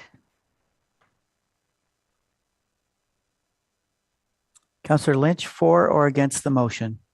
For. Councillor Murphy, for or against the motion, ma'am? For. Thank you. Councillor Peckett, for or against the motion, sir? For. Councillor Regier, for or against the motion, ma'am? For. Councillor Reinwald, for or against the motion, sir? For. Warden Robinson? Against. Mayor Sweet, for or against the motion, sir? Or And Councillor TJ, for or against the motion, ma'am? For. Thank you. Warden, the motion passes 123 to 84. All right, thank you very much, Mr. Morrow. So I am sure that staff will take under consideration all of the questions that were presented today around the tariff of fees and come back with a fulsome report to County Council at the end of March. Mr. Morrow. Thank you, Warden. My mic was still on, so that's good. I just wanted to reiterate that the motion was that this comes back to council in March, not committee. Just so everyone's clear. Okay, I thought I said. You said council. March council. Yes. Yes, ma'am. Yes. But I made the point that this is not coming back to committee. That's correct, because there was the discussion, as Councillor Sweet indicated earlier, that at the Development Property Committee, that the members felt it was too important an issue to not be brought to the whole County Council for discussion. Councillor Love, please. Thank you, Madam Warden. I'm just wondering if the additional information that staff will be providing to County Council could also be provided to the individual municipalities. I'd like to have a well-informed discussion with my council in regards to this, so I don't want to be missing some key pieces of information. Thank you. Thank you very much, Councillor Love. Director Kelly, I see your hand is up, sir. Thank you, Warden. So not to confuse any issues. So we brought a fulsome report to the Development Property Committee, which we're happy to send out to all municipalities once again. I don't know, in all honesty, what more or what less we will change. We regularly bring the data to Development Property now on a semi-regular basis or semi-annual basis about how many inquiries we have and how many planning files we receive. So what we can do is to reissue the February DMP report, Planning Division part of this, along with the January report of the active and outstanding files for your information and consideration. What we bring back in March wasn't necessarily clarified by that motion, so we will have to listen to the comments and determine what to bring. But we will work through what we've heard today to try to see what more we thought we were pretty full in our intention, what we thought we brought to committee, but we will review these comments today and bring that forward, Warden, and to Councillor Love.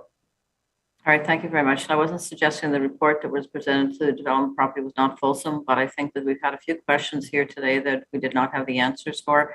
I don't recall exactly the wording of those questions, but I do recall that a couple of them came from Councillor Sweet and Councillor Donahue. So we'll just review the meeting and be able and find the answers to those questions for everyone.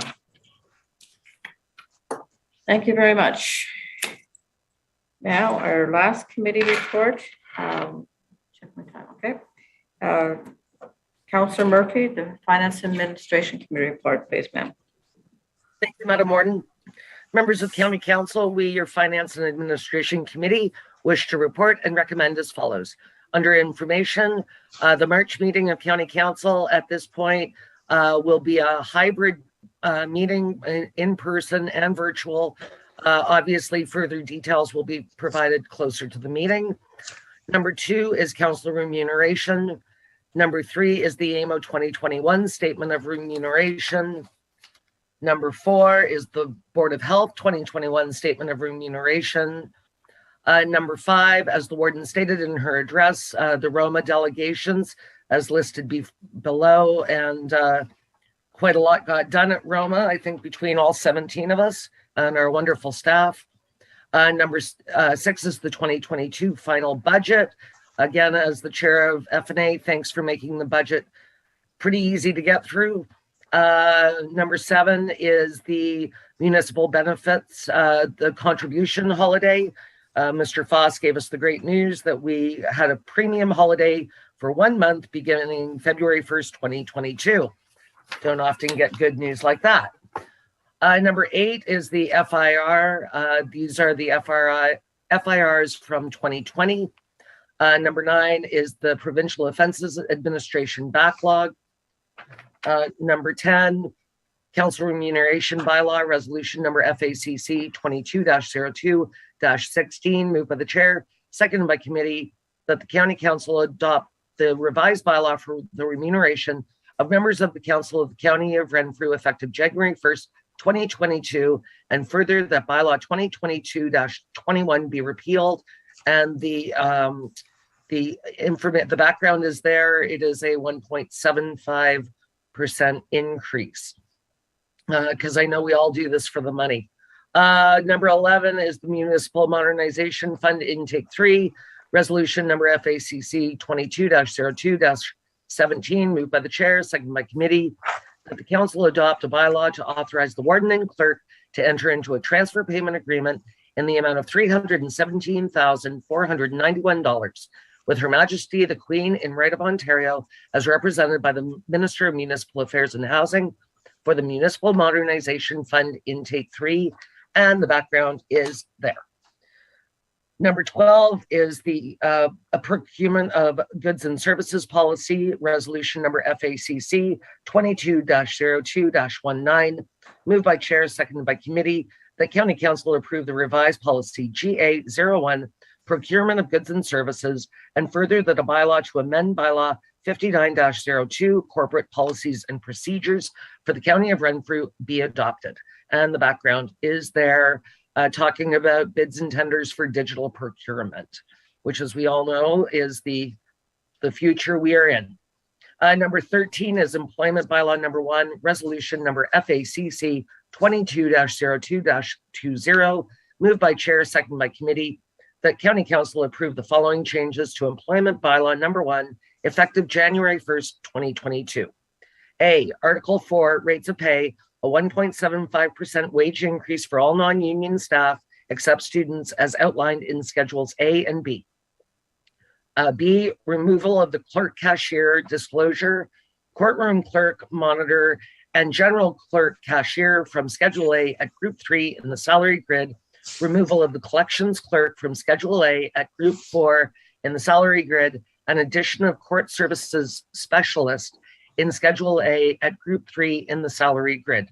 C, removal of the asset management coordinator from Schedule A at Group 7 in the salary grid. And D, change to student wage from $13.40 to $14.10 for students under 18, and from $14.25 to $15 for students 18 and over, as outlined in Schedule B. And further, that the revised employment bylaw number 1 be adopted, and all the background is there, all of which is respectfully submitted by myself as chair and committee members Brose, Doncaster, Donoghue, Hunt, Peckett, Robinson, and Sweet. Thank you, Madam Warden. Thank you very much, Chair Murphy. So I'll start at the beginning of your report under information item number 1, the March meeting of County Council. Any comments? Really hoping to see most of us in the County Council chambers if possible. Item number 2, council remuneration. Number 3, the AMO statement of remuneration. Number 4, the Board of Health remuneration. 5, the Roma delegations. 6, the 2022 final budget. 7, the municipal benefits contribution holiday. 8, the financial indicator review. 9, provincial offenses backlog. Under bylaws, number 10, council remuneration bylaw. Number 11, the municipal modernization fund intake 3. Item 12, procurement of goods and services policy. 13, employment bylaw number 1. The report as a whole. Do I have a mover? moved, Madam Warden. Thank you very much. All in favor? Carried. Thank you. I'd like people to take note of what time it is. It is 11:21. This is going to be another one for the record books. We are going to continue on. There is no closed meeting. I need a mover and a seconder that the bylaws listed on item 13 and attached here to as Schedule A on the County Council agenda dated February 23rd, 2022 be deemed read 3 times and passed. A mover and a seconder, please. Moved by Councillor Packett, seconded by Councillor Lynch. All in favor? Carried. Thank you.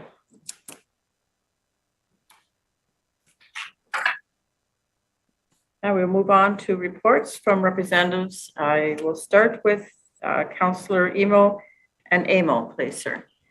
Thank you, Warden, and through you to County Council, I can report Amo board met on Thursday, the 27th, which would have been our committee of the whole meeting. And from that information then flows to the Friday, January 28th meeting.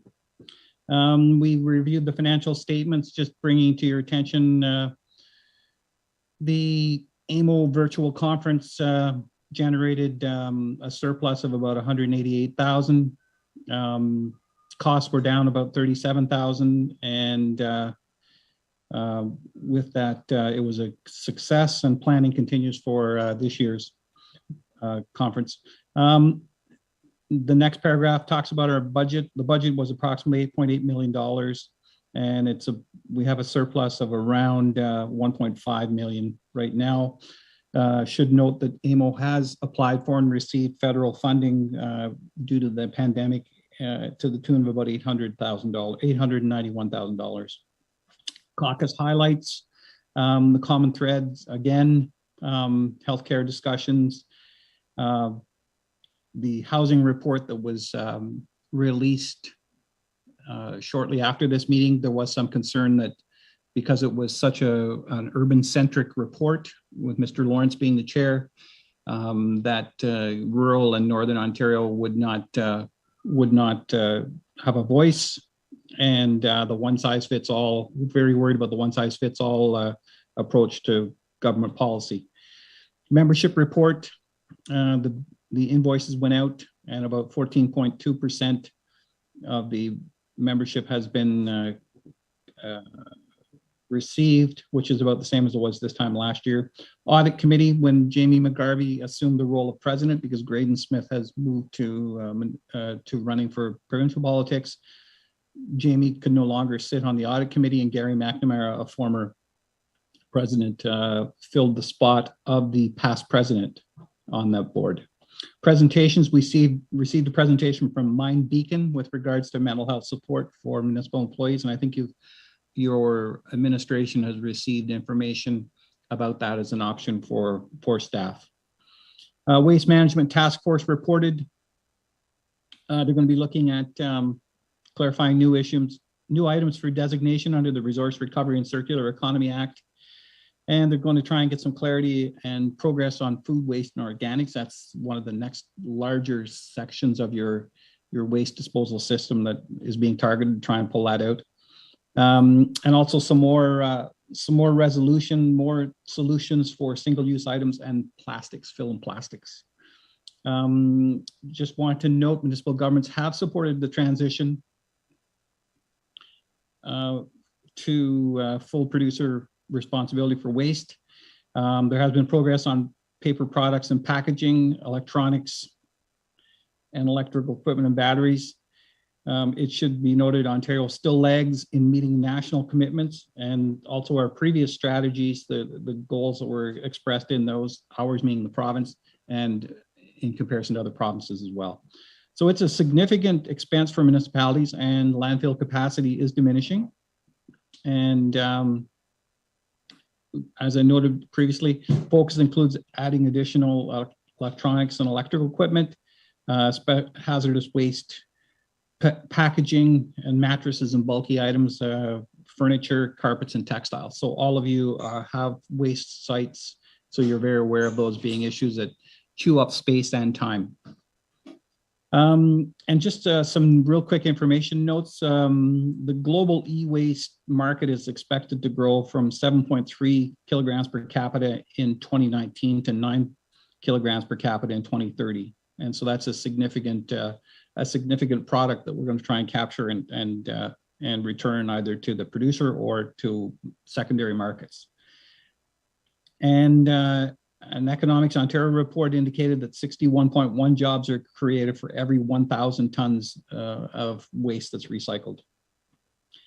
So the pre-budget submission, it acknowledged very quickly the federal and provincial contribution to maintaining municipal finances. And the four key themes of our highlights are related to pandemic and enduring municipal issues. Number one was a provincial budget that addresses pandemic-related municipal costs, and transit, long-term care, public health, and homelessness were themes that were explained and explored. Number two, do not impose new unfunded responsibilities upon municipal governments. We are telling them that we're a key partner and that we invest revenues in excess of $50 billion in important public services and infrastructure. And we talk about broadband and the circular economy in there as well. And we note that Ontario is expecting climate change leadership from the provincial and municipal elected officials. Number three is to account for inflation in the OMPF. Just a quick series of numbers. In 2021, inflation has taken $59 million out of the OMPF value compared to 2014.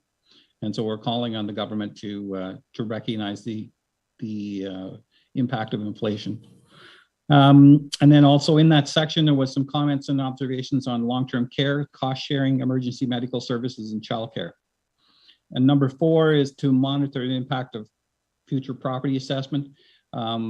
Just highlighting that there's been a delay with MPAC due to the pandemic, and it's important to remind the government, the province, that it's an updated value assessment does not mean that a municipality will collect more tax. Current value assessment means the same burden will be redistributed upon updated values.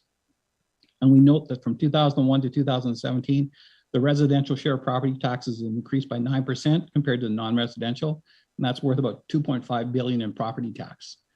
In 2001, 59% of the taxes collected were residential, and by 2017, that share had increased to 68%. Consultation. Next series of consultations are on the proposed changes to the Ontario Building Code.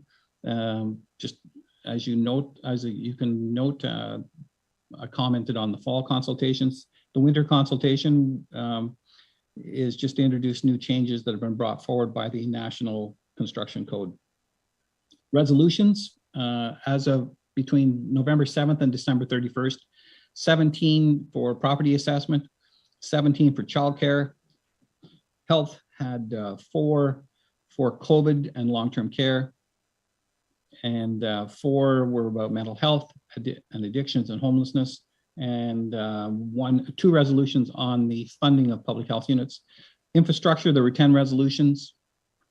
Housing, there were 6 resolutions on homelessness, 1 on supportive housing, and the other 2 were tenant rights and protections related to rent evictions. Letter to the minister.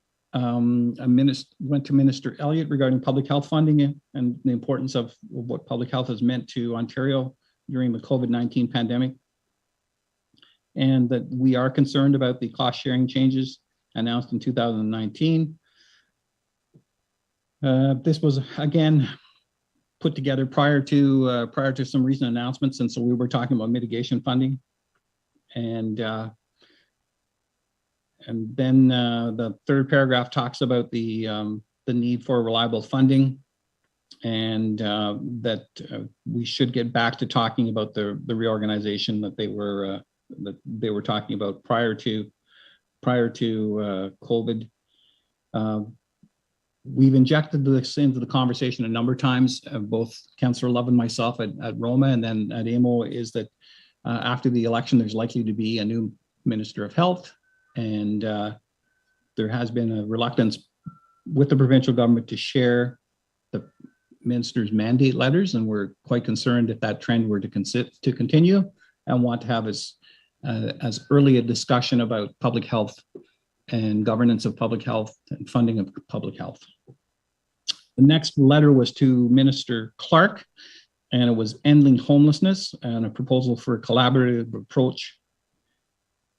And it was released on December 8th. It's available on the website. It just noted the crisis was serious, and it was shining a light on the weakness in the system and highlighting need for collective action. And homelessness doesn't just stay in an urban area. It's small town and rural at the same time. Shelters are filled to capacity. People are sleeping outdoors. Many are couch surfing. All of those things that we've heard in this chambers a number of times in the last little while. An emphasis was placed on noting there is not an up-to-date set of figures on the extent of homelessness in Ontario. And AMO notes that by 2025, there'll be an estimated 159,000 high housing need households in Ontario that are an elevated risk of losing their housing and experience homelessness. Another letter was sent to Minister Clark regarding the housing affordability consultation, which resulted in the Lawrence report being issued. Key comments, you can just take a look down through those. Just the first one is about a provincial housing affordability framework. The next is that governments and private developers need to be on the same page. Consideration also to be given how the government can support nonprofit and to recognize there are different solutions for different housing markets. And the government should consider the feasibility of a conversion strategy for older long-term care homes being demolished for redevelopment. Facilitate the expansion of other affordable housing options, and a rental strategy, a provincial rental strategy could be developed as well. And additional supports to encourage the development of secondary suites to increase the supply. And then there was a section about improving the municipal developments approval process. And we wanted to make sure that the government heard the message, and I can attest to the fact that the warden and myself and others that when we met with the Premier and Minister Clark said, this is not a matter of pointing fingers and suggesting that municipal governments have to move faster. We don't think we're the issue. We have timelines to follow in short, and we follow those. And we made some suggestions in that meeting, and then it was also captured in this paper as well about how things could change. We noted the broader labor skilled trade shortage and material shortages right now. And then we also noted the complexity and lack of clarity between the provincial act, growth plans, and the provincial policy statement, and asked for some clarity and coordination. And the fact that the province keeps changing the landscape on a regular basis is problematic for municipalities. We then took a little run into the development charges forest, and just noted, as Councillor Hunt has said today, development should pay for development, and the fair share of development costs need to be recovered by municipalities. And finally, we will suggest there's working on an outdated system and assumptions and attitudes and need a path forward, and that all levels of government can participate in producing local solutions. And that is my submission to County Council. Thank you very much, Councillor Emo. It's very much appreciated by myself for sure. Any questions from members of council for Councillor Emo? Councillor Donoghue, please. Two, Madam Warden, thank you. One, just technical, I'm presuming. So just prior to Mr. McGarvey, Lynn Dolan was the president of AMO. I'm presuming that she had waived or passed on the opportunity to sit on the audit committee. Yes, I'm assuming that it would make sense that she would have been the next logical person. I know Lynn's pretty busy, so that's quite possible what happened. Okay, thank you, and Madam Warden, through you to Councillor Emo. The second one is with respect to 4. This is somewhat like a snowball. It started out with a little flake at the top of the mountain, and it's beginning to pick up speed that MPAC has not provided the current value assessment updates in quite some time. So there certainly is some concern. As noted here, the taxes will not necessarily change based on your assessment, but it could rearrange the how they are allocated. Certainly, it is significantly concerning that we are seeing that kind of change from 2001 through 2017 of the tax burden shifting from 59% picked up by the residential sector to 68%. I also, though, am kind of at a loss. I've never had it explained to me. We've been through this process of the current value assessment updates quite a number of times now. I'm not sure if there is anyone on council that is still a legacy from the time that there were mill rates as opposed to tax rates. What I am curious about is when this was initially started, the various ratios were put into place, because at each, and the reason I raise this, Madam Warden, is each time there was a new value assessment. I do note that in 2016, agriculture increased substantially. I know in 2012, waterfront increased substantially. Each time particular sectors see a substantial change, there is generally a cry raised that the burden has been shifted. And I'm always have such a difficult time trying to assess what is the proper burden. Was this laid out when the tax rate scenario or regime replaced the mill rate regime? I'm wondering if there was a founding basis for the burden of taxes, because without knowing anything like that, every time that the burden shifts, we are going to receive the call to adjust our ratios here to reflect what should have been. But if I don't know what should have been from the start, it is all but impossible to arrive at that. I'm sorry, I can't answer that. And I wait with bated breath for anybody that can. I do recall during my time on council when the new regime was trotted out, there was many promises made about the fairness of it. And then there was some backtracking as the government of the day tried to offer a systematic inducement to business and industry, but that's the extent of my recollection.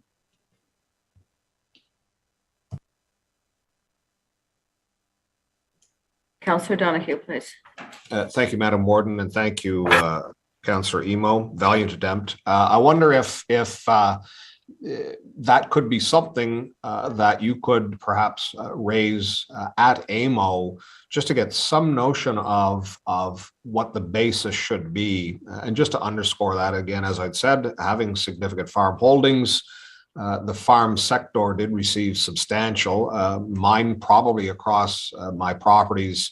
I think the total increase was about 60%, though I had some properties doubled in value. So of course, there is a ratio that is applied for farm and managed forest. Of course, it is 0.25% of residential. However, if we have seen substantial increase in farmlands relative, say, to residential, then that is going to shift some of that burden from residential to farm. Likewise, it could be from industrial to farm. And at some point, it seems to me that there has to be some kind of basis, even if it is theoretical, as to what is the appropriate allocation. So I'm wondering if that is something, Madam Warden, if Councillor Emo could raise at AMO when he takes his seat next.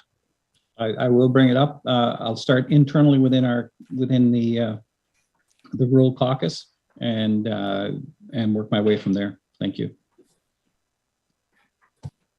Very much. Any other further questions of Councillor Emo? Councillor Hunt, please, sir. Thank you. My concern is also regarding MPAC.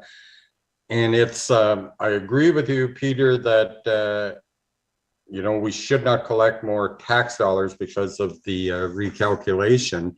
But what I'm very concerned about is that all the properties that didn't have a new building put up or whatever, that they are properly reassessed. And we as a township have reached out to AMPAC to see, with their work that's being done, would they share any of the information? Because I personally do not hold the confidence that it all will be done in advance. So we were looking to see calculations to assure ourselves that, if there's new homes along a lake, that the old homes were also reassessed, or, in a village of Griffith or in the village of Mount St. Patrick, that those homes were reassessed, not only where there's new growth, because to have it equitable across the board, everything needs to be reassessed. And with that new reassessment, we would not have a change in each tax dollar or each taxes to each individual home. There's an unwillingness to share any information. So I presume that when we know is when they send it out, and that'll be too late to go back to them and say, well, you didn't do this area or whatever. So if any of the information, obviously they've done a lot of the work, if that could be shared, any of it could be shared, that we could address our concerns while there's still time to correct any discrepancies that we may find. And I don't know if other townships are worried about this, but I'm very worried about it. Okay, thank you. I may call you just to make sure I fully understand what you're asking me, but I think I captured it. Thank you. Any other further questions of Councillor Emo? Seeing none, I'm going to ask Councillor Murphy to give her EORN report, please. Thank you, Madam Warden. I apologize for the lateness of this report being written out. So from our last EORN meeting, the communications people are doing a wonderful job of keeping in touch with the Ministry of Infrastructure and Infrastructure Canada, and also keeping an eye on what's going on with the broadband program, with sort of these very small projects that are going on. We are keeping our eye on them because of course everyone knows that EORN was sort of taken out of the picture of that, but we have kept one foot in the door. We have the amended transfer payment agreement.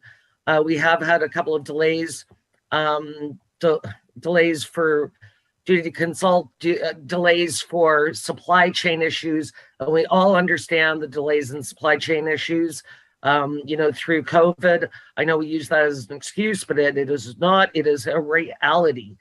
The duty consult with First Nations is going very well. The staff continue to meet with provincial and federal staff, as well as several First Nations as our ongoing duty to consult. Our technical expert reported on archaeological assessments.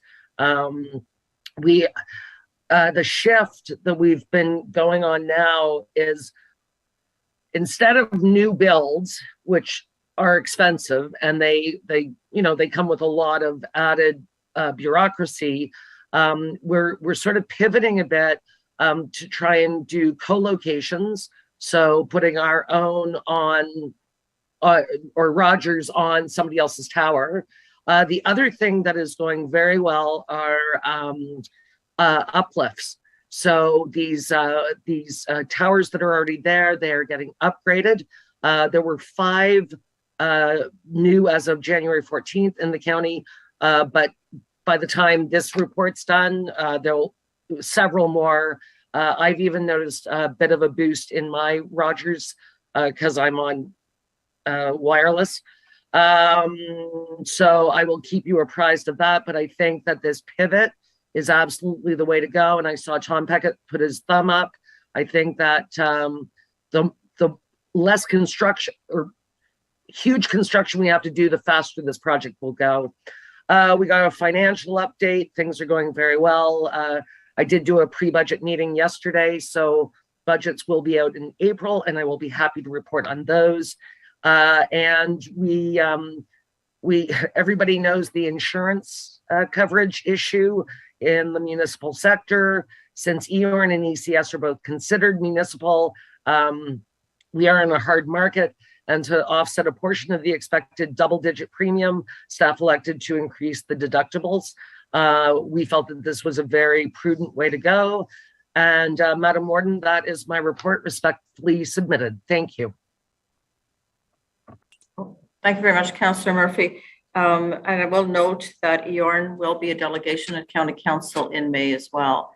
I'm just wondering, has EORN filled David Fell's position yet? No, Madam Warden, we're still in the recruitment process. I didn't add that in because it's sort of an ongoing process for this board and for some of the staff. It's a very specific job to be filling. So no, at this point we have not, but I will tell you our main recruiter, Sheridan, from Hastings County, I guess. Basically, she's blanketed every single platform you could to try and hire. And I mean, every government, every media outlet, it's everywhere. So, I teased her at our last board meeting that was she going to hire a skywriter to put it in the sky. So, I mean, it's a big job, right? Not unlike recruiting for our CAO at the county. But yes, I will report back on that in March. Thank you, Madam Warden. Thank you. Are there any further questions of Councillor Murphy? Councillor Donoghue, please. Thank you, Madam Warden, and thank you through you to Councillor Murphy. Very comprehensive report, much appreciated. I'm just kind of curious with respect to the insurance. It said that EORN and ECS are considered within the municipal sector.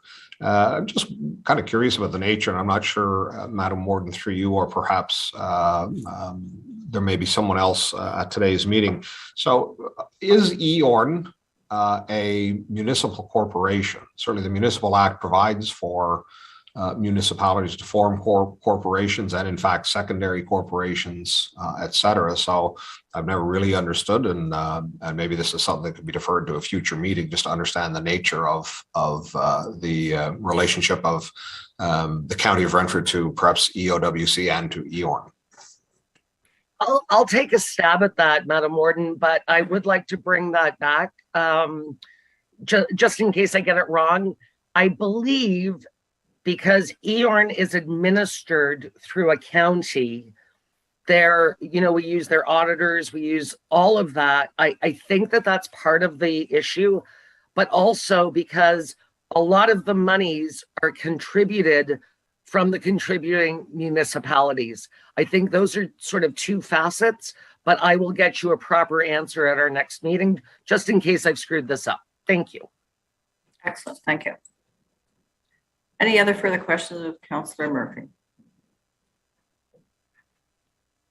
Seeing none, FCM, is there any report, Councillor Doncaster? Thank you, Madam Warden. I have no written report. This is actually meeting week. If it was in person, it would have been next week in Windsor, but it was changed to virtual. So I have Community Safety, Crime Prevention Committee today, International Relations Committee today.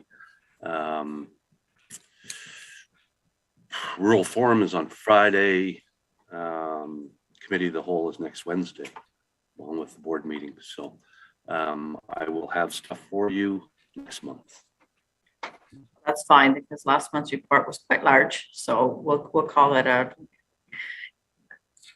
the January and February report from FCM. Roma, Councillor Love, anything to report? No, Madam Warden, the Roma board didn't meet in February. Our next meeting is in March.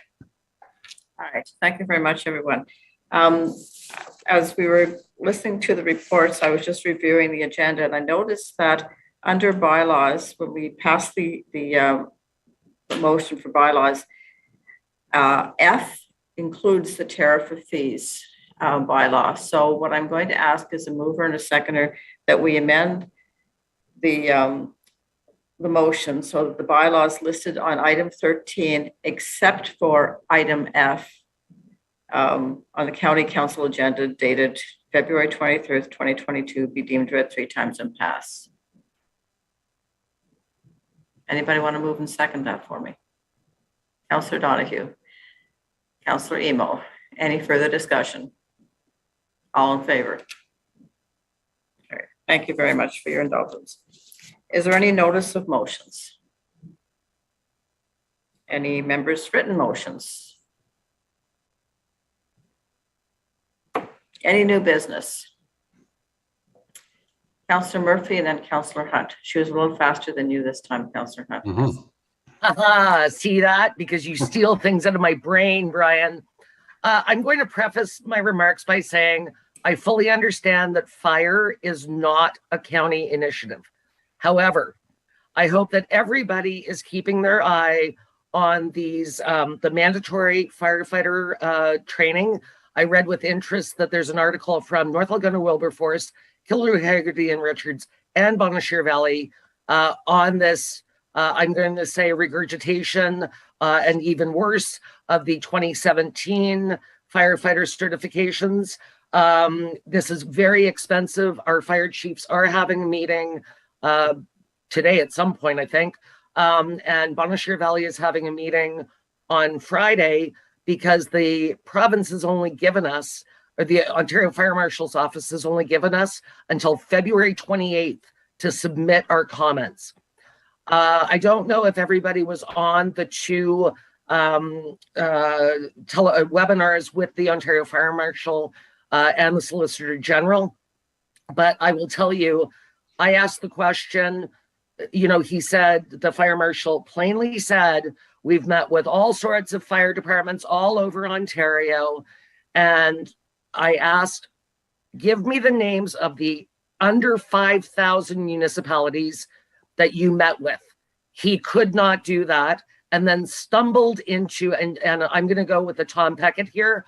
I am sorry for my tone, but I am so angry about this. I can't believe that this is coming back up, 5 years later. It's ridiculous. And it's not that I don't want our firefighters to be trained, but this is a budget buster, guys. We can't afford to do this. Period, full stop. If the province wants to come in and pay for it and train them, that's fine. Anyway, he stumbled all over, oh, they've been in contact with AMO. Then I asked about AMO, and then he said, oh no, we've only met with the staff from AMO. So this is all over the map. And he talked a lot about grandfathering. That's great for now, not great for recruitment down the road. He talked about, oh, we'll come to your municipality on your training nights. It's not training nights that we're worried about. It's getting the firefighters to the point that they're ready to be trained. Anyway, you can tell I'm very passionate about this. Bonashir Valley will certainly be putting in our comments this Friday. We're having a special meeting of council, as I just mentioned, and I hope that the rest of you are as ticked off as I am. And I'm going to steal something from Michael Donahue. Michael put in the comment. The Ontario Fire Marshal talked about training for trades, training for police, training for paramedics, and Michael put in the chat, none of those trades have a volunteer component. So I don't know anyway, I will leave it at that, Madam Warden. I apologize for my tone, but I'm really getting sick of the slippery slopes and the overreach of some of our governments. Thanks. Thank you for sharing your opinion. Councillor Hunt.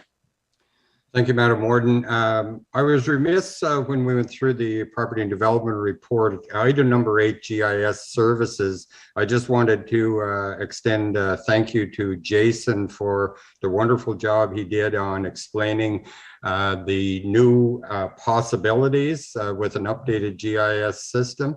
I think it would be a tremendous advantage to the municipalities, provide us a spot to keep track of all our data, certainly improve the functionality of the system. So we as a township are looking forward to this being moved forward, and I'm sure Craig and his crew are working on that. So once again, thank you for putting the effort into it, and we are patiently waiting on being able to work with such a system. Thank you. Thank you for that. So I'm sure Director Kelly will share your comments with Jason as well. Is there any other further new business?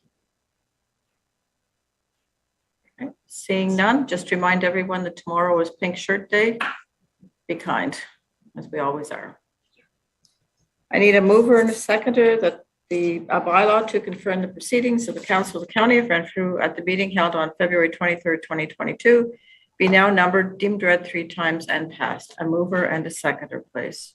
Moved by Councillor Murphy, seconded by Councillor Peckett. All in favor? Carried. Thank you very much. 11:56. Look at that. Can I have a motion to adjourn? Councillor Regier, Councillor Reinwald. All in favor? Carried. Thank you very much, everyone.